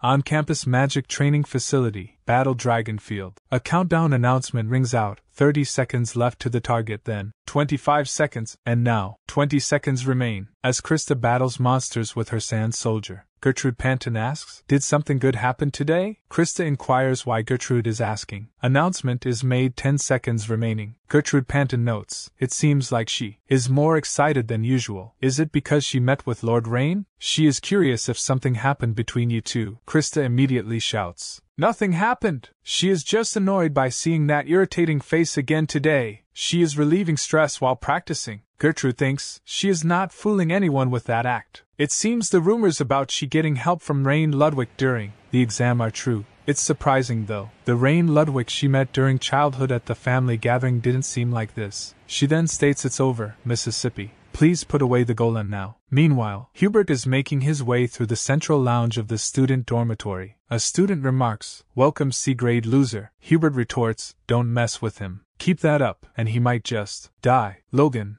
a postgraduate of the Chihak school, exclaims, "Calm down, man. You're scared enough to pee your pants." He heard someone got a C grade today and nearly wet himself. Plus, Krista got an S grade even with sandbags on. Wasn't that genius boy in the same group? What's he like in person? Just a coward, as the rumors said? Still better than him, though. Hubert responds, "That's not something a muscle-brained fool would say." And question, is he challenging him? Logan replies if he wished that. As they are about to fight, a girl with red hair intervenes, saying, "Then stop it, won't you? It's not just them here." Logan sighs and says it was just a joke. The red-haired girl, Lillian, a postgraduate of the Rivendell School, replies, "That's why his magical achievements are stagnant, always up to pointless antics. Even if it's Krista, what gain is there in bullying the weak?" Hubert turns away, saying he will wreck them himself. Touch them carelessly, and he will be the first to go down. A little later, as he enters his room, he thinks, "Logan, you idiot," and punches the wall in anger, gritting his teeth. He then thinks about Rain. What exactly did he do? He worked under Professor Scalzi as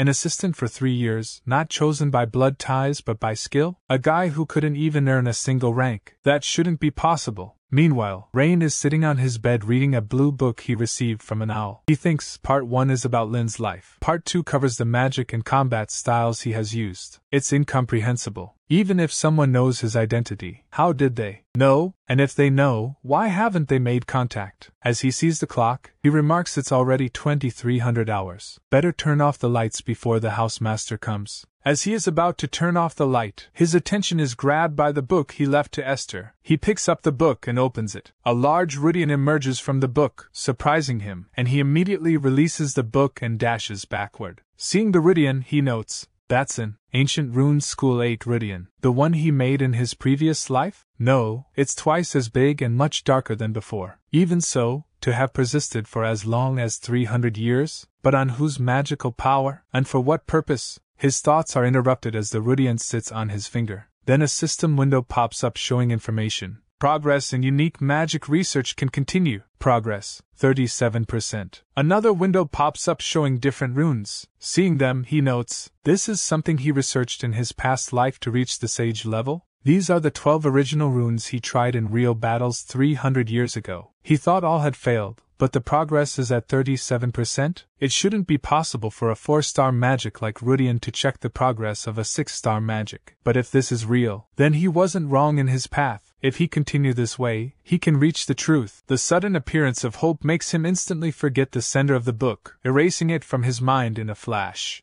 The following day, Rain put on his uniform, picked up his book, and noted then, shall he start with the research now? A little while later, as he arrived at campus, it began to rain. He thought unlike the north, where it gets chilly when it rains, the southern regions remain warm even during rain due to the influence of the Badancho mountain range. He started to walk in the rain, and shortly after, the instructor explained, this is a place where one can practice magic freely. For that purpose, a battlefield is perfectly suited. She will guide him. According to the dormitory supervisor, the battlefield is a place to train powerful magic with a broad range. Surrounded by high-level magic for damage prevention and restoration, he can recklessly cast spells without worrying about the surroundings. Just touch the entrance with his student ring to enter. Rain followed her instructions and touched the entrance with his ring. An announcement window popped up showing information. 1388th Rain Ludwig. Welcome to the battlefield. Currently, all 30 rooms are vacant. She remarked, please feel free to use them. Rain stated he would use room 15, the closest one. Then he teleported there and remarked, give him a target and make it a sturdy one. A magic circle appeared a little distance from him, and a golem emerged from it.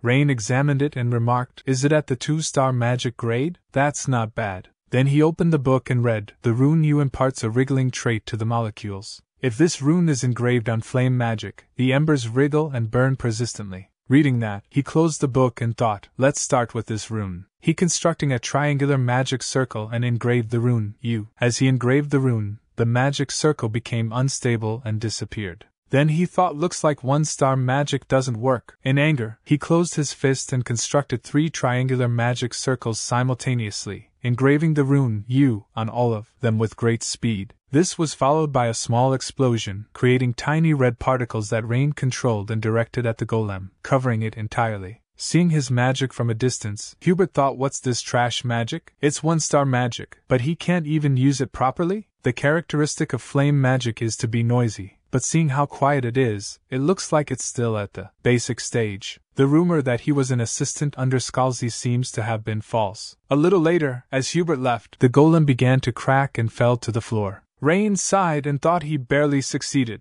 The flame with the trait of U penetrates the target's body and melts it from within. That would be the intended effect. But it took 30 seconds to melt a 2-star sandstone golem. Does the rune need to be more refined? No, maybe it's a problem with the mathematical theory. Thinking that, a smile appeared on his face, and he thought, still, there's plenty of time to figure that out. No matter how much you mess up, you can solve it. He didn't realize magic research could be so thrilling. A little later, he sat down on the floor and looked at the system window. That provided information. Re-established the mechanics theory and modified the rune U to U. Rain thought, Rudian not only detects magic in the vicinity but also summarizes and reports the research conducted that day. Truly a precious existence. Then he noticed that progress had increased and thought, but it's increased by 0.1%? Did the mathematical theory improve, or did the rune become more refined? Maybe there's meaning in training this way. Don't think too deeply, there's plenty of time. At that moment, a strong wind disturbed him, and he thought, what's this? Then he saw Hubert casting his spell, and he thought it's just a novice mage from the Rohunam school. Meanwhile, Hubert used his spell to defeat one flying monster after another, filling the area with monsters' corpses. Seeing that, Rain thought, he's not bad. At least worth talking about. A while later in class, Professor Owen explained that the procedure for casting magic is divided into 3 steps. First is setting up the magic circle. Second is engraving the runes. Third is performing the mathematical calculations. Many magicians struggle with the third step, mathematical calculations. If there is a calculation error at any stage, a catastrophe occurs. To prevent such disasters, Archmage Lynn developed a mathematical formula known as the Lynn discriminate. He will give them an example. Use the Lynn discriminate to solve it. It might be overwhelming for their tiny brain capacities, so he will be generous and give them 10 minutes. This formula is made to be easy, so there shouldn't be anyone who can't solve it. Let's start. As Rain looked at the paper, he thought, who passed on this formula? They didn't even know about his formula and could barely add or subtract. Wait a minute, there's one person who comes to mind. That annoying little kid who claimed to be his disciple and stubbornly followed him around. Did Tarina sell it off as something he came up with? That's impossible. That was over 300 years ago. Then who could it be? His thoughts were interrupted by Krista, who said, hey. Rain asked, did she fail to understand something? Let him see. She replied, what nonsense is he talking about? She is the great genius, Krista Warden. He and his kind are beneath her, not to mention she is even smarter. Hearing her shouting, Professor Owen glanced at her angrily. She apologized, noting she wouldn't speak out of turn again. Rain asked, if not, that, so what is it then? She became a little nervous and handed him a box. Rain inquired, what's this? She replied, there are cookies inside. She made these cookies because she had some time left from magic training. He said she owed him before, didn't he? This is to repay that debt. Satisfied now? He thanked her, noting she was more diligent than he thought. As he opened the box and saw the cookies, he was shocked and asked, these really are cookies, right? She replied, yes. He then asked, did she use mud instead of flour? She shouted, they're real cookies. Meanwhile, hearing his shouting, Professor Owen threw a piece of chalk at her, which she blocked with paper. Other students started discussing. One student stated, he can't believe finding this was so easy. Lynn really was a genius. Another remarked, if they are talking about contributions to the magic world, he's like a god. Maybe he was an angel sent by a god. A green-haired girl exclaimed, talk some sense. He might have been the reincarnation of a great sage, but not a god or an angel. The brown-haired boy sitting next to her noted, he is telling her, he is right. She asked, what makes us so different? He replied, it must be their brain structures. She noted, he could freely handle any magic. She is so jealous. Hearing all this, Rain became a little shy and thought, please stop.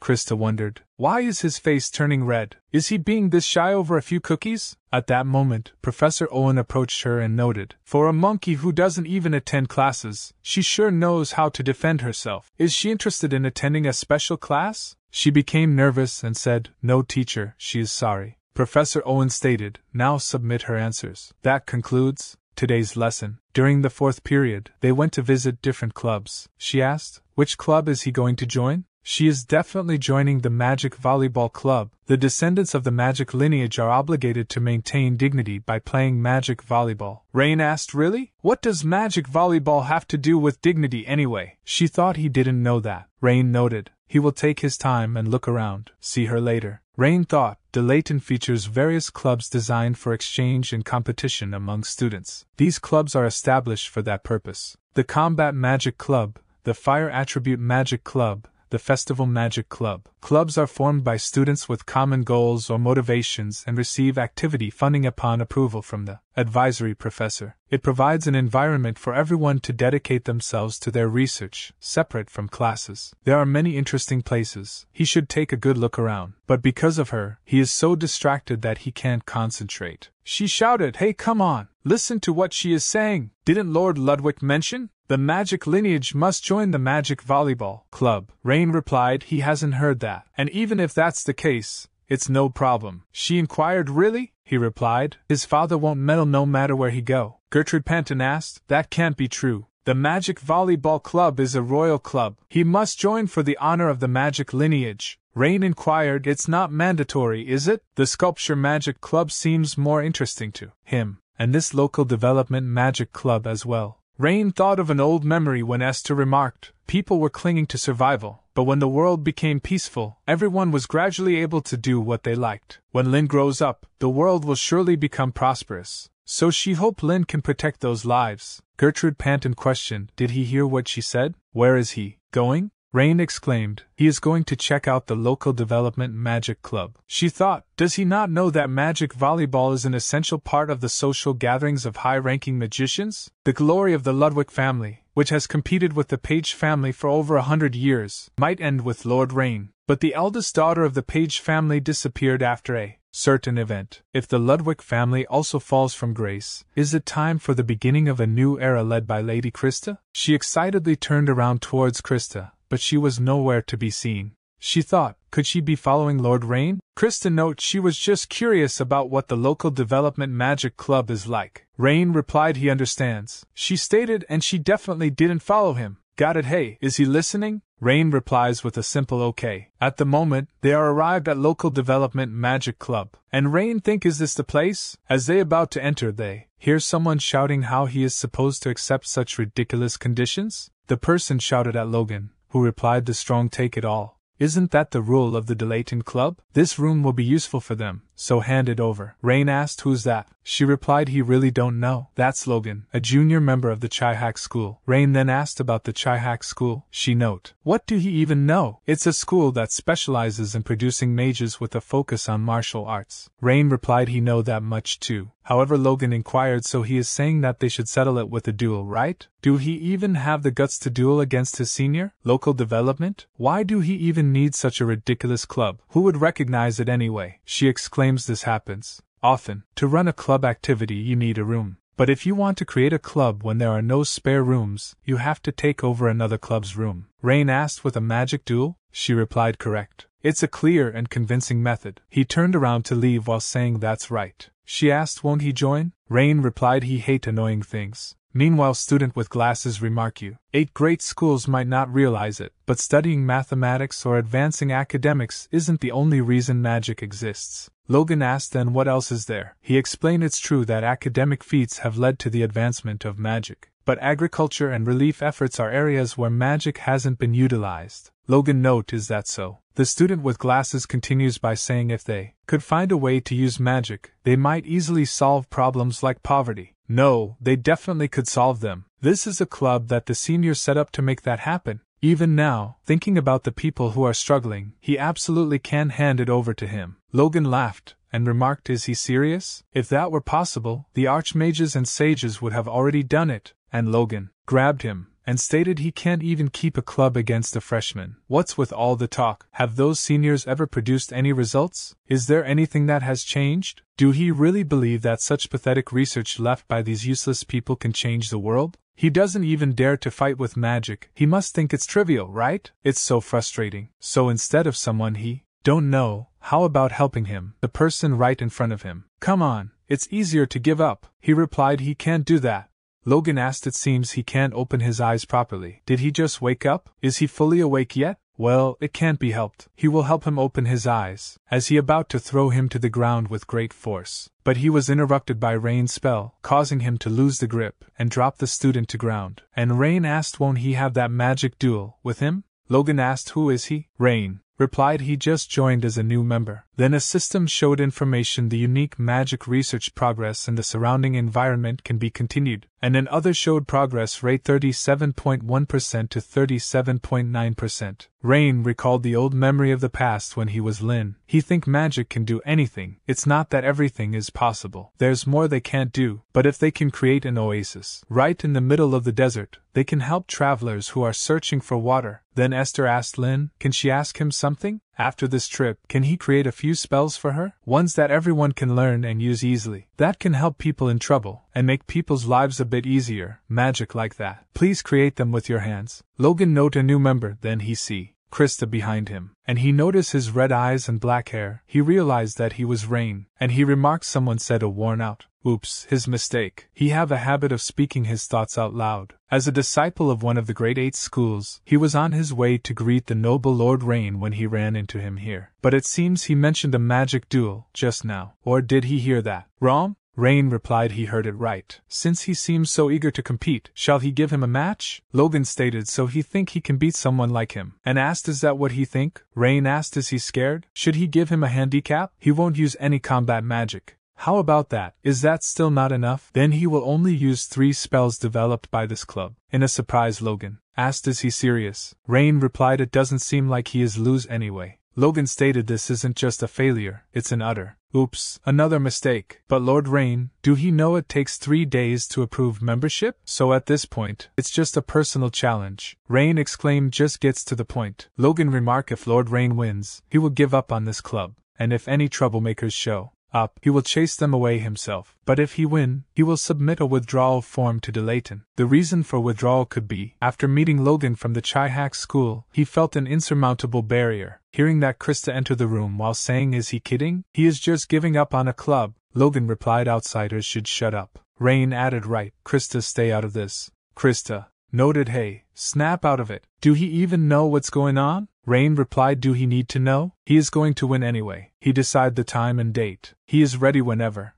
Logan asked so he accept the conditions? He will arrange for a professor to referee. No need to delay. Let's do it tonight at 6, at the Dragon Blood Arena. Then see him there. Logan remarked he really caught a big one this time. The dean and the elders will be pleased. It's going to be a fantastic day. Meanwhile Krista asked Hayu to participate in a magic duel. Did he forget his position here? Rain replied first year at Delayton University. She demanded he stop joking around, but he remained unfazed as she glanced at him, turning away, while saying fine, do as he please. She is foolish to even concern herself with him. He asked why she's so angry. The senior student replied it's something logically incomprehensible, because he did it. Descendants of the magic lineage never engage in magic duels. At the moment, Rain notices a ring of dragon with its wings spread on the student finger. He thinks so he is a second-year student, and he asked why? The senior replied because there's too much to lose compared to what he gained. Honestly, he feel more puzzled than grateful. Why did he help? Rain stated it's not like he intended to help, but let's say it's for an assignment. The senior remarked anyway, he is grateful. But it seems like Lord Rain underestimates Logan too much.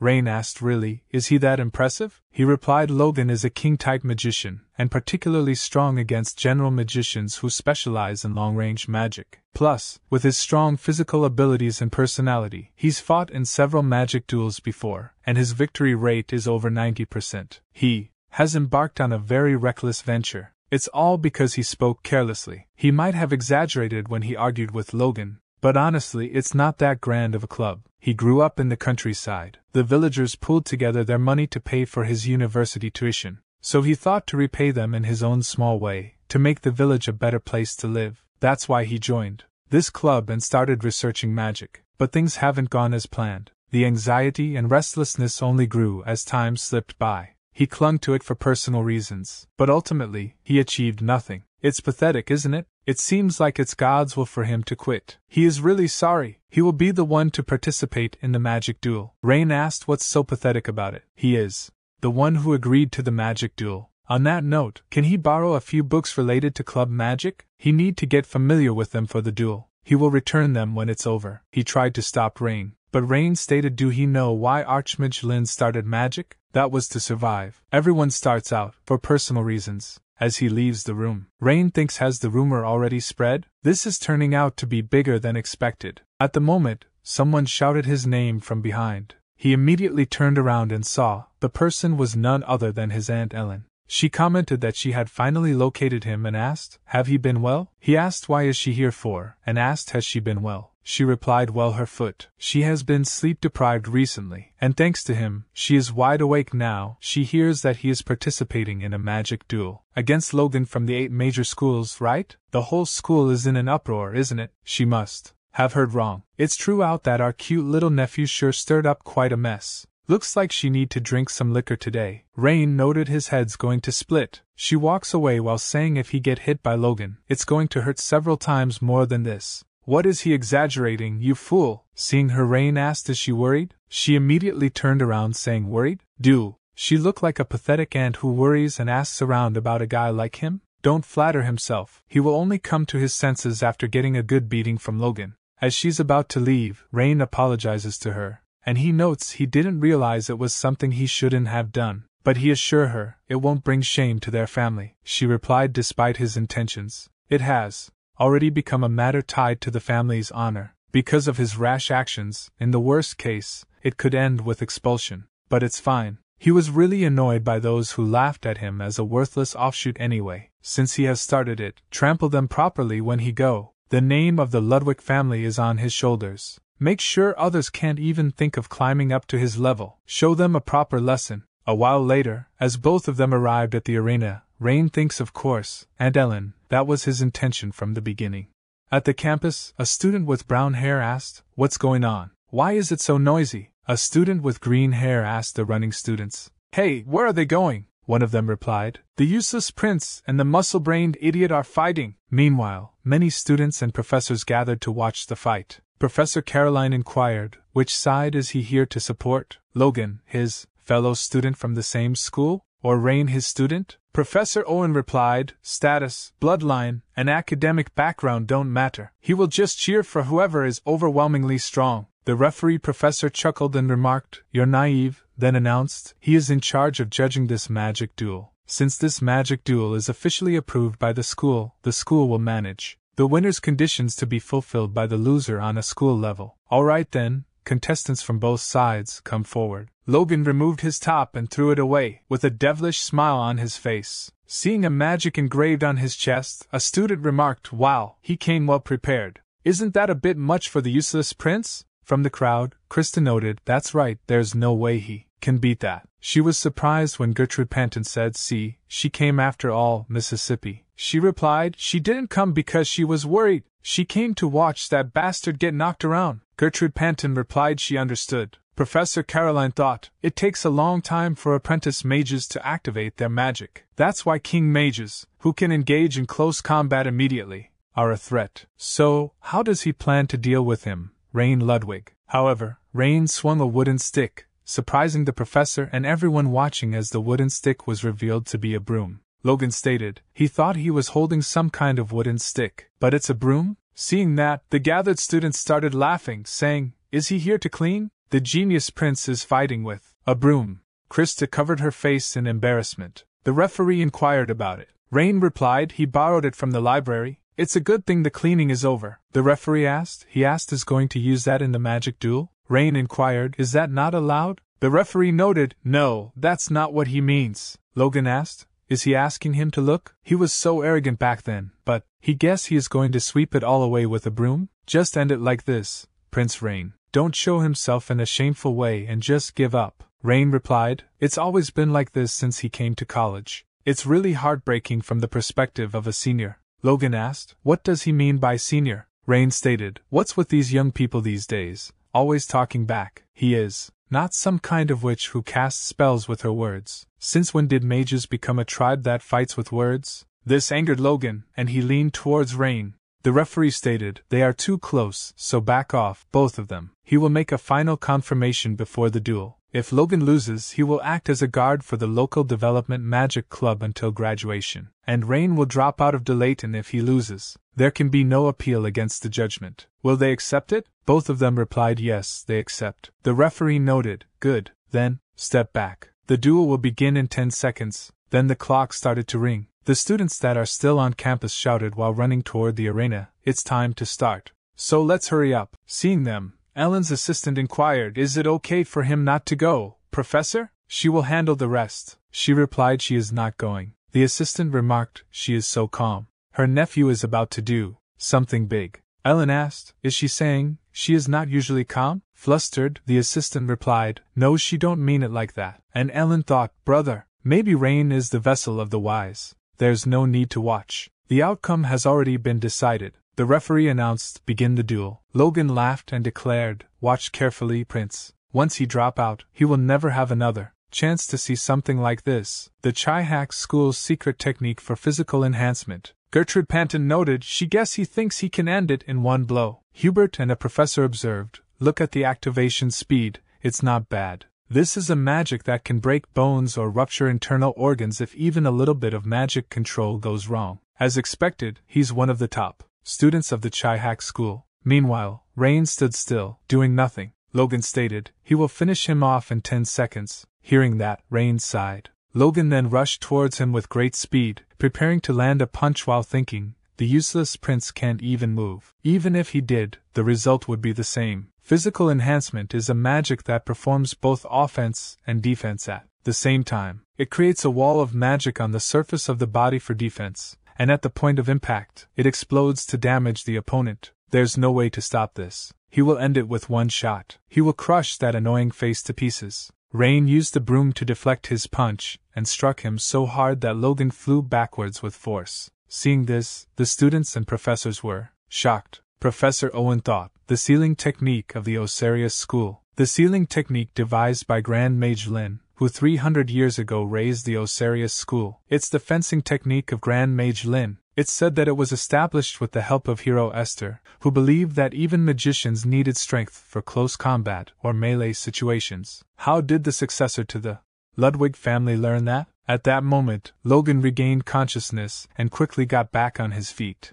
Professor Caroline thought the broom handle didn't even break. It would be normal for a broom to shatter if it hit a body wrapped in physical enhancement. Did he increase the strength of the object with magic? That's some terrifying magic control. What is that, child? Meanwhile, Rain sighed, and the gathered crowd started cheering for Rain, discussing, did he just see that? Logan was bounced off. Logan thought, what was that? Physical enhancement was broken by a mere cleaning broom? And by the useless prince of all people? Rain stated, 10 seconds have passed, but it's not over yet. It's not fun to bully a promising junior. He will finish him off in 6 seconds. Come on, charge at him.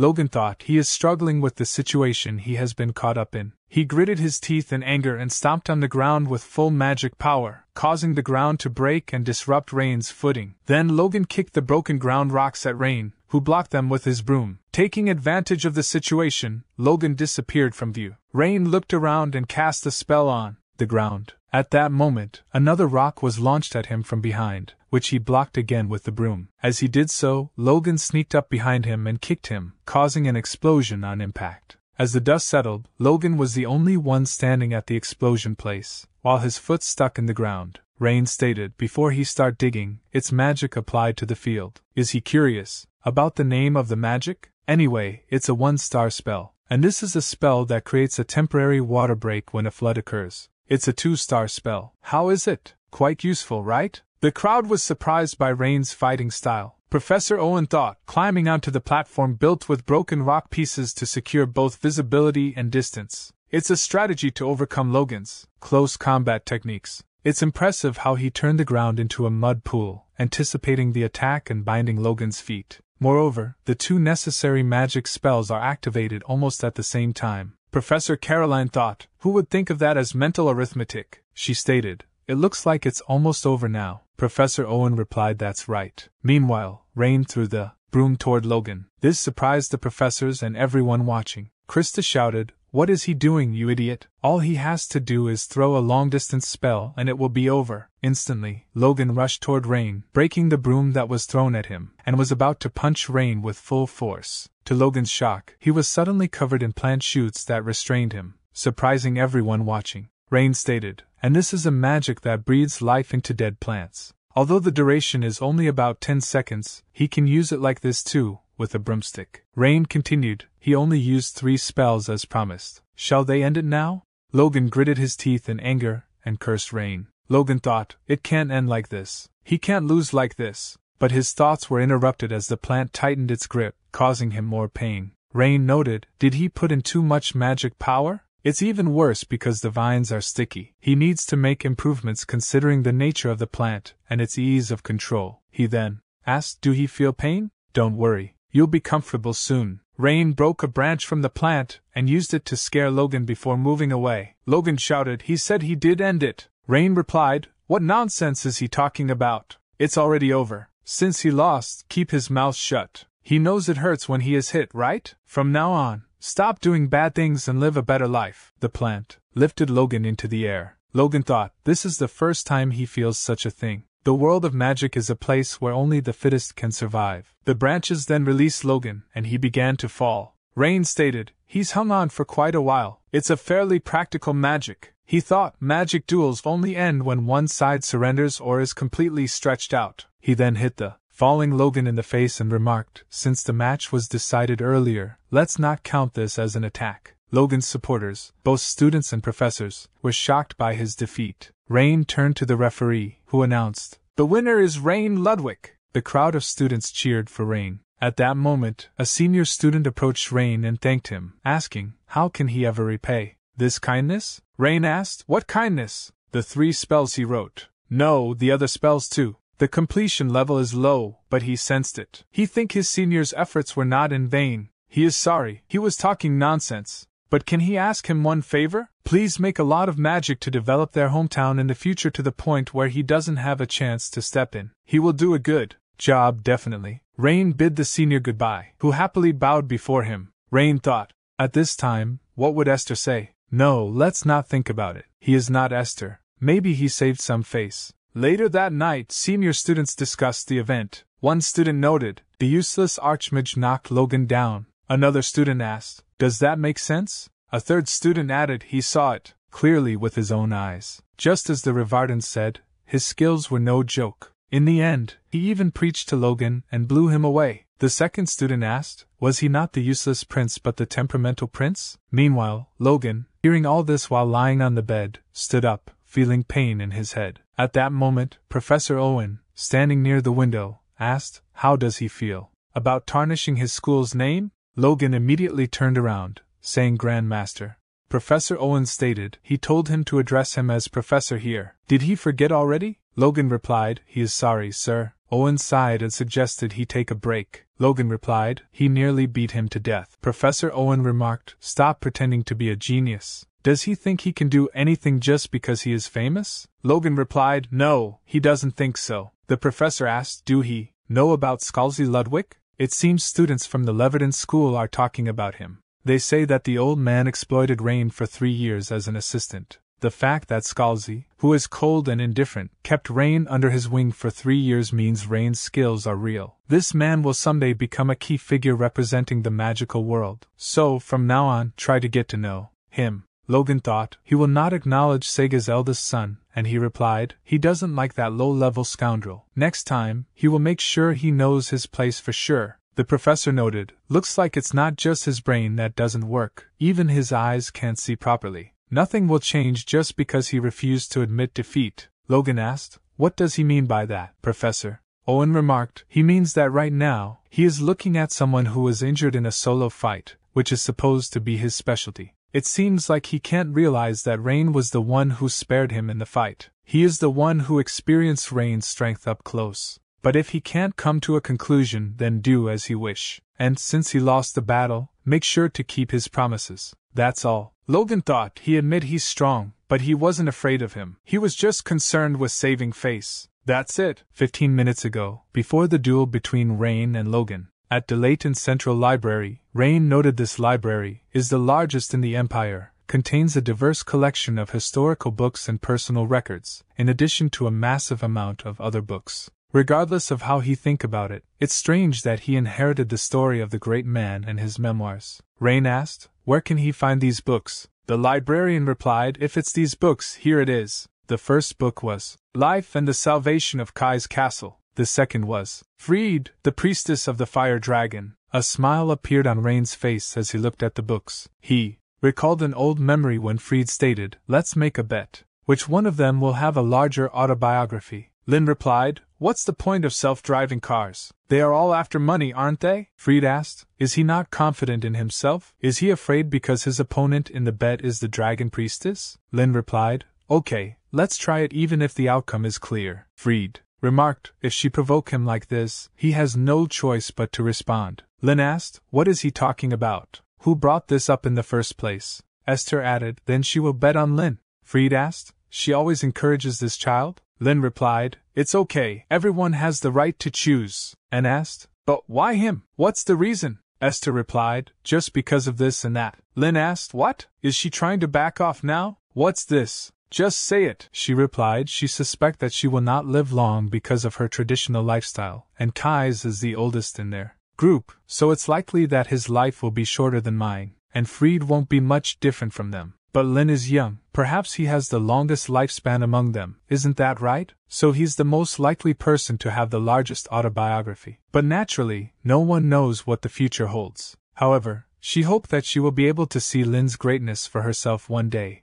At present, Rain thought, but he was the first one to die. Congratulations, Fried, she is the one who won. He sat down and compared the width of both books, thinking Kai's life story seems a bit larger. The life story and achievements of Kai's castle. He was praised as the saint of archers. He founded a school focused on drinking alcohol and archery and trained many students. He even married a noblewoman and left descendants. He is glad he had a happy life. Then he opened the other book, Fried, the priestess of the fire dragon. A little while later, as he read the book, he thought, there are no remaining records of her after 1168. It's certain that she led the Republic for a long time as a sorceress, but her whereabouts couldn't be found after that, and she didn't appear again until 1200. Therefore, the Association of Republic Sorceresses officially declared Fried's death. The girl who loved loud things died quietly alone. Well, that could happen, because people change. Recalling her, he thought, no, that makes no sense. He knows Fried better than anyone. It's completely impossible for this loud woman to die alone. What happened to her? Could it be that she disappeared because of someone else's doing?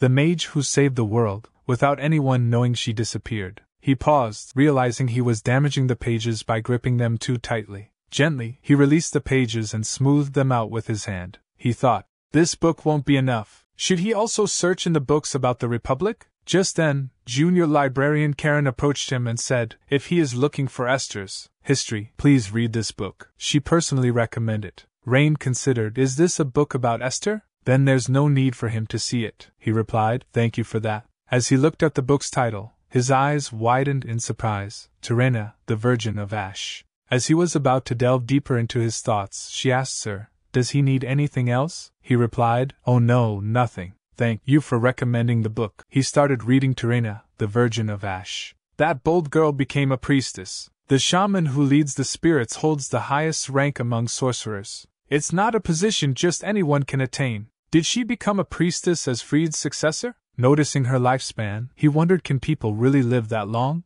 Does this mean something? As for the information related to Fried, he doubted its credibility. He thought, he needs to find a book from the Republic. It's already time for the magic duel. Does he just need to silence that person? Actually, he doesn't care much about that. Since he said he did do it, he think he should go. He asked her, can she keep this book for a while? If anyone wants to borrow it, please don't give it to them. She replied, it's hard to keep it for a long time, but she will keep it for now. Don't worry, he stated. He will be back in 15 minutes. After finishing the magic duel with Logan, he ran back to the library. As he arrived, Karen seemed confused and was looking for something. She asked, sir, he didn't take the book when he left, did he? Rain replied he didn't and asked, why is she asking? Did the book disappear? She replied yes. By the time she finished her work and returned to her seat, the book was already gone. Rain asked, could someone else have taken it? She replied, that's impossible. If a book is taken without being checked out, the magical alarm goes off. Rain thought, exactly at this time. How could this have happened? He doesn't think she's lying. She exclaimed, she is really sorry. It's shameful that the book disappeared after she promised to keep it. Rain replied, contact him as soon as she find it, or she can just buy a new one. He will pay for it. Please assume that he lost it and place an order. If she gives her a receipt later, he will pay. She replied, no, there's no need to go that far. He noted, there's no need to refuse. How much is the book? Even if he does it on his own responsibility, that's okay. She remarked, fine. She will deal with it as he said.